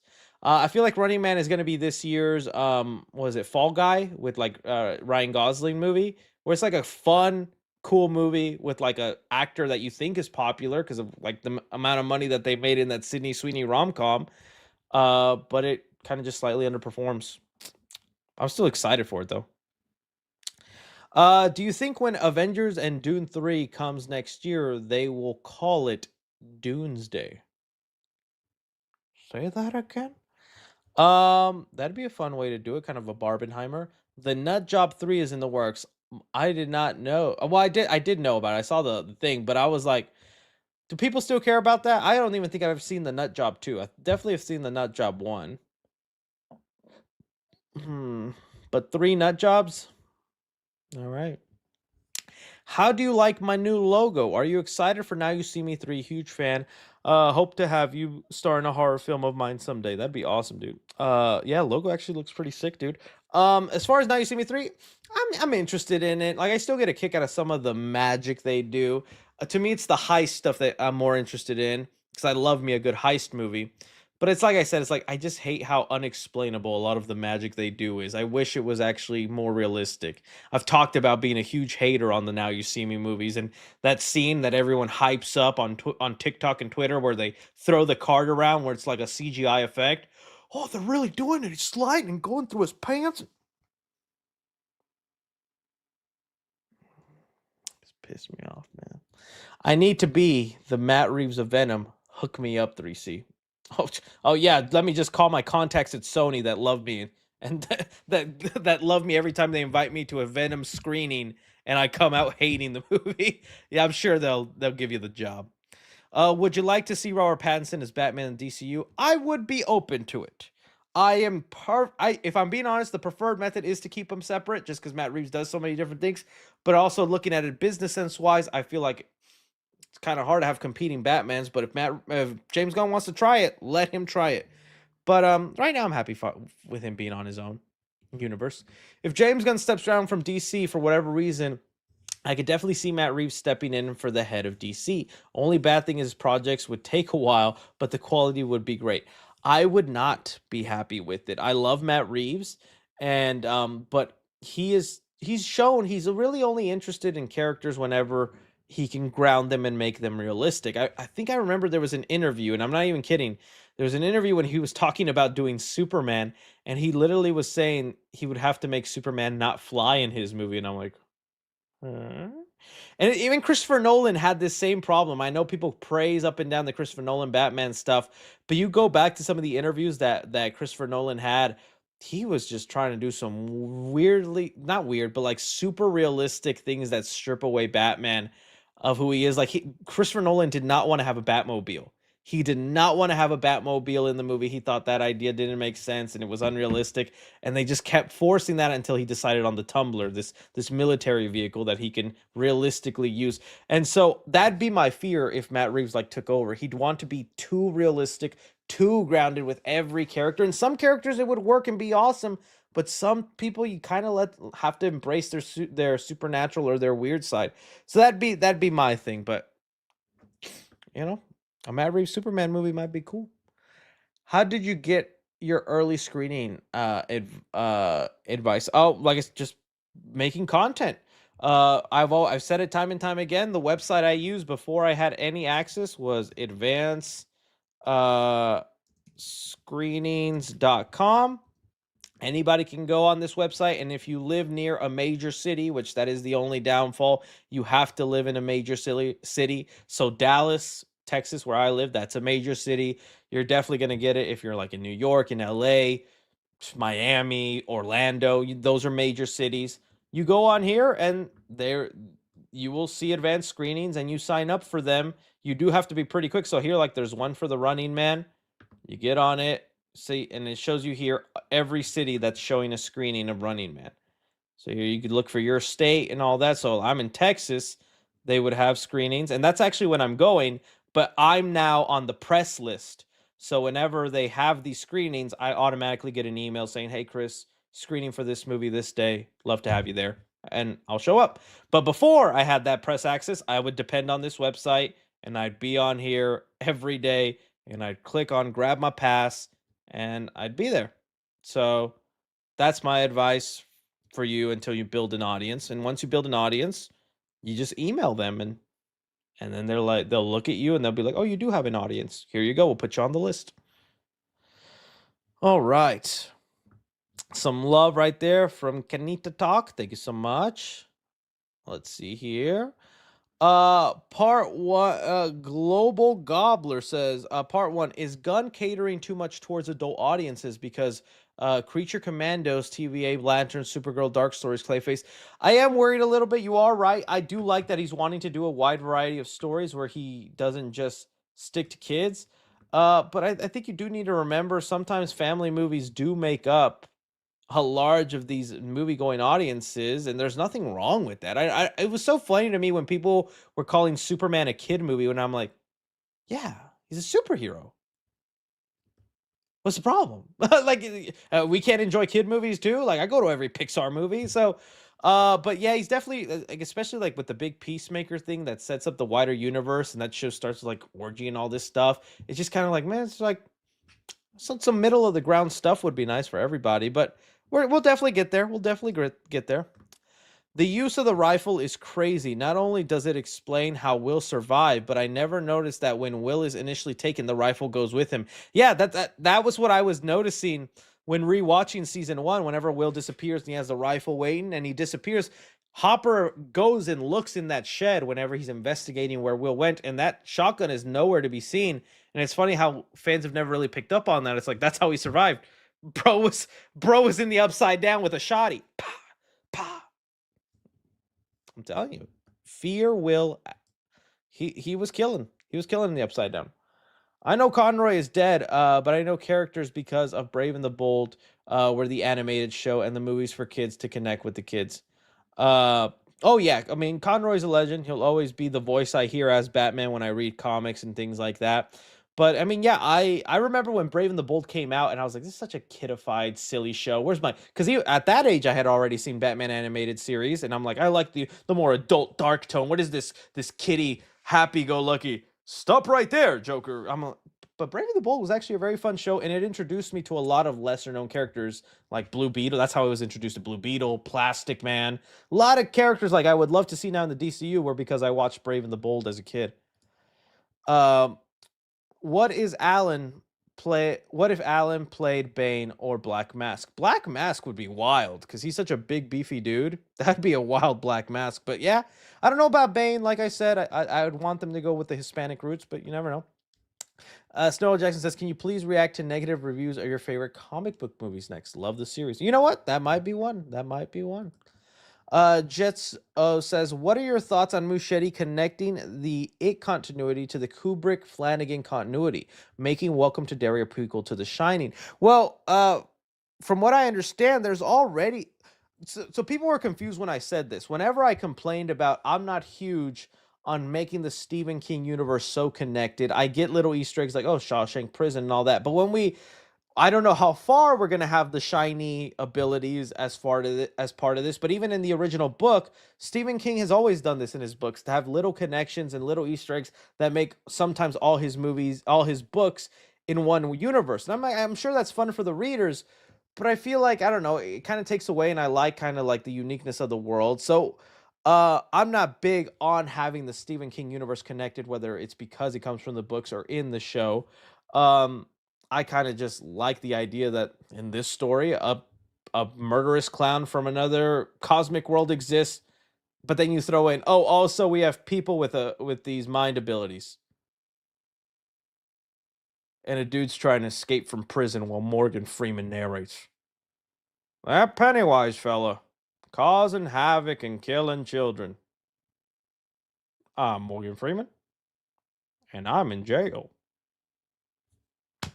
Morgan Freeman impression. Been a while since I've done that one, but it's still fine. I mean, it's still cool the way they have them all connected. Did you watch the new Percy Jackson season? No, I have not yet. I still need to actually check that out, Ryan, and give that a shot. It's crazy that it's only season 2. I felt like I was like, are we not on season 3 yet? Feels like it's been so long since season 1. Any news on Thanksgiving 2? From last I heard, they were supposed to film it this year so it could release by this year. But I think the plan right now is to film Thanksgiving 2 early next year so then they can release it by Thanksgiving next year. We'll see if they stick to that plan. I didn't know this until last week, but Felicia's eyes are brown in Scared Shrekless, the Shrek Halloween special before the Shrek 5 teaser. Also, I want negative reactions to animated movies. Ooh, now there's an idea too. Yeah, I did know. Some people were letting me know about that. I didn't know that about that short, and in there, kind of interesting. So I guess, maybe the lore on eye color is loose with the ogres. Fraser Perez says, thoughts on AMC losing $300 million. If you had full control over the theater business, what would be your plan to increase attendance? Love your content. Look, you guys know I'm a Cinemark boy. And the main reason I'm a Cinemark boy, it's not because they sponsor me and all that. Large part of it is because as a kid, that was my main theater. So there's nostalgic attachment to it. But one, I think the food variety and popcorn, way better at Cinemark. So delicious and tons of stuff, and they only get better. They have Pizza Hut pizza at Cinemark, okay? They don't have their own made-up frozen pizza. They have Pizza Hut pizza there. But also, the thing I love about Cinemark, they put the money back in their theaters. All the Cinemarks in Dallas all have leather reclining seats with heat options or whatever, so you could heated seats. They have these little desks where you can put your food on top and it swivels in and out. Like, it feels luxurious. AMC's in Dallas still have cloth seats. Don't recline. Don't have the buttons or anything like that. A few of them do, like for Dolby and IMAX, but a majority of these theaters still have them classic old dusty fart catching cloth seats.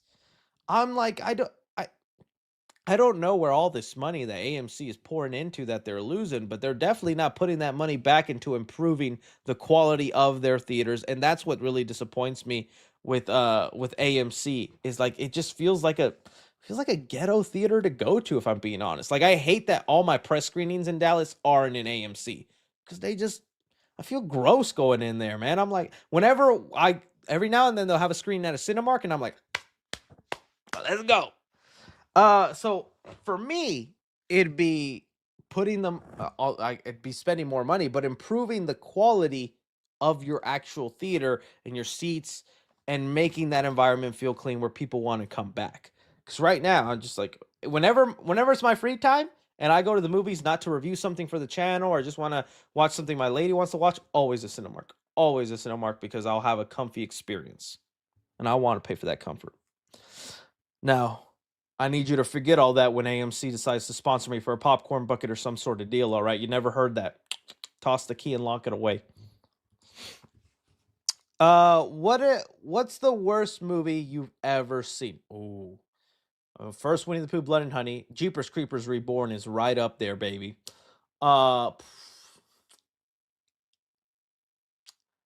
probably Jeepers Creepers Reborn, man. That's gonna be it for me. What's your favorite movie from each studio? Disney, Pixar, DreamWorks, Illumination, Sony. Oh my goodness, that's a heavy-handed question. Okay, Disney favorite movie. Man, but Disney has so much, dude. So much. And even some of those fall into the Pixar category. So Disney, I'd have to pick like could you count a Spider-Man movie cuz they have a partnership with Disney? But I guess I'd go with like Avengers Infinity War. I guess that'd be hard. Oh, Disney. Okay, you know what? 1990s Hercules. I love that one. That's my Disney pick. Pixar, I'll go Wally. DreamWorks, Shrek 2. Illumination. Oh, there was a really good Illumination. There was like one Illumination movie I love. Let me see. All Illumination movies. Oh, the Super Mario movie, if I'm being honest. Never mind. I guess I don't love the Illumination all that much. No offense to Lorax and Grinch and all. Oh, you know what? Migration, if I don't want to pick something IP, I thought Migration was actually pretty underrated for Illumination movie. Pretty underrated. But I'm going to go Super Mario movie then. And Sony, well then, I'm going Sam Raimi's Spider-Man. Yeah. Yeah. All right. Welcome to Derry. Who lives and dies predictions by the end since we know no one is safe. I'm gonna say most them kids dead. Most them kids dead and having to and if they not they paying taxes when they older, so they might as well be dead, right? Ooh, I don't I'm saying most of them dead. Right now I'm still not 100% familiar with all their names, but I'm thinking main girl dying. Oh, Chris, you definitely made me laugh so hard about that roommate lore. Wasn't expecting that at all. It's a crazy story, man. It's a crazy story. I still can't believe that was my life at one point. Simply that guy says, I don't understand how they're going to explain that Stu is alive and it's never come up at all. I don't think Stu is alive. That's how they're gonna explain it. You know, if I'm wrong, I'm wrong, and I will be happy because it's like I've been dying to see this guy come back. But if they kill him again at the end of that movie instead of setting him up for more, waste of a wait. But I'm still thinking he's dead and it's a killer using AI. Murky says, "Yo, Chris, it was super nice meeting you at New York Creator Lounge. Thanks for doing that intro for me. Hello, stay goated key. Oh, no problem, Murky. It was nice meeting you, my friend. Nice meeting you. Hear me out, Lance Henry as Jigsaw. Okay, what's Lance? Let's see how Lance Hen.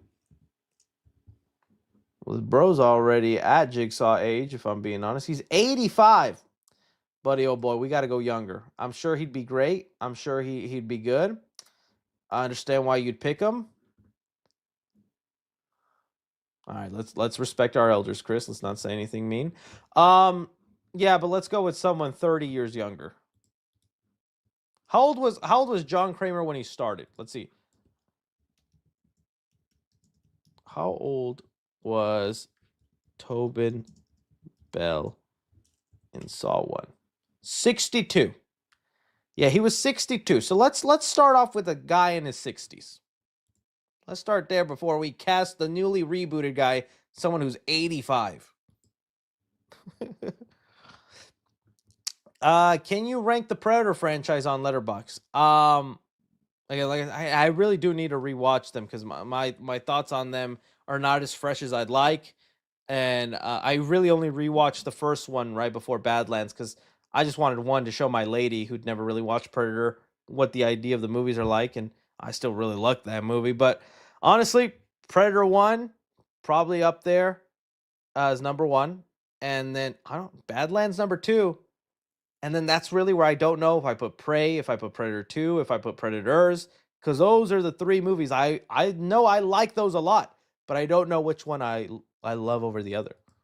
I hate The Predators. What was it? No, the Shane Black Predator movie.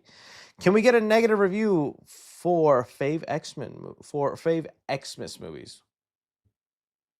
You guys really just want these reviews, huh? Okay, I want to look into them. We all goon to Lola and Chica. Toy Chica specifically. Come on now, buddy. Is the grabber hire icon worthy? I say one more movie. One more movie. And if it is good, I will give it to him. Right now, he's in pre-order status. I'm willing to say Art the Clown overtakes the grabber right now in horror icon status. Like just being honest with you. But right now, if we get one more Black Phone movie and it's good, he's there. Harsh critic talking bad on your name, calling you a Warner Bros. Shill starts. I don't know who Harsh critic is. Who's Harsh critic? Who the heck is Harsh critic? There's a lot of people that talk bad about me just because they see me happy with movies. It's like, did y'all forget, like, I got into this because I like movies? I don't get the point of doing this and then just only making negative videos on movies. This movie's woke. This movie's trash. This is garbage. Disney, just to wake up every day and be like, I hate this, I hate that. Okay. Not gonna be me, buddy. But no, I don't know who you're talking about. I tried Googling, but nothing came up. Oh yeah, Coke made another AI ad, only way more disturbing and uncanny. Oh yeah, dude, I hated that AI ad. It's so sad, dude, because I love Coke, and they used to have some of the best ads. They have such a great marketing logo, and like that's what I wanted to do before YouTube. And I was studying for marketing because I was like, well, if I can't make movies, I want to at least do branding and logos. I found that world so fascinating in business, and Coke was like the top dog of it. And to them come out and be like, we did AI last year, we're doing AI every year. Makes me sad. Have you played Dispatch? No, but man, that is the Gooner gamer's dream right there. I've been seeing a couple clips and I'm like, what y'all playing? How I get into that? But no, I haven't played Dispatch. Just an idea, and you don't have to. You should do a Christmas setup. Make it a white Christmas. I've done a Christmas setup the past couple of years. I don't go too crazy with it, but I mean, you'll at least definitely see a Christmas tree. I'll guarantee you that, and a couple of Christmas hats. But as far as how crazy it goes, it's not gonna be like the Spook Your Mama set. Can you say hi to Luke and Jasper? Love the channel, Luke and Jasper. Happy to have you here, buddy. Thank you for watching. Means a lot. Would you like Jim Carrey to be the Joker? At one point, he probably would have been a fun Joker, but then you see his Riddler and you're like, that honestly could have been his Joker. And maybe it fitted better as that. So sure, but I still think it might have been a little too comedic. And, well, honestly, that's what it needs to be though, right? So yeah, wouldn't have minded, but I feel like there's an argument it could be made. You could watch him as the Riddler and be like, that's probably what his Joker would have been like too. Did you see that SpongeBob is doing a collab at Burger King December and that the Krabby Patty, there's just like how they did with Wendy's idea for 3C food review? Looks like it might be, buddy. Yeah, we looked at it earlier. Like a yellow bun, a square burger. Looks like I might have to. Which Tarantino films have you not watched? I think, what was it? Charlie Brown? What was that one called? Charlie Brown is crazy. I know it's not Charlie Brown. Quentin Tarantino movies. I believe it's just Jackie Brown. Jackie Brown is probably the only one I haven't seen. And honestly, it's been so long that I haven't seen both Kill Bill movies. I might as well not have seen them. I have very little memory of them. Honestly, the most thing I remember from Kill Bill is the little gag they did in, like, what was that date movie parody? Where they're like shopping for wedding dresses and they go, dun, dun. So I do need a Kill Bill rewatch. But Jackie Brown and yeah. Someone said 4 Rooms. Is there a movie I'm missing? And I guess 4 Rooms. I'm not familiar with this one either. All right, my friends, that was the end. That was the ending of the Super Chatty Chats. I want to thank y'all so much for being here on the 3C Live, hanging out with me for a little bit. Y'all are amazing people. Y'all are fantastic. Y'all are awesome. Thank you so much. Have a wonderful rest of your weekend, and more movie news to come, my friends. More movie news to come. Adios.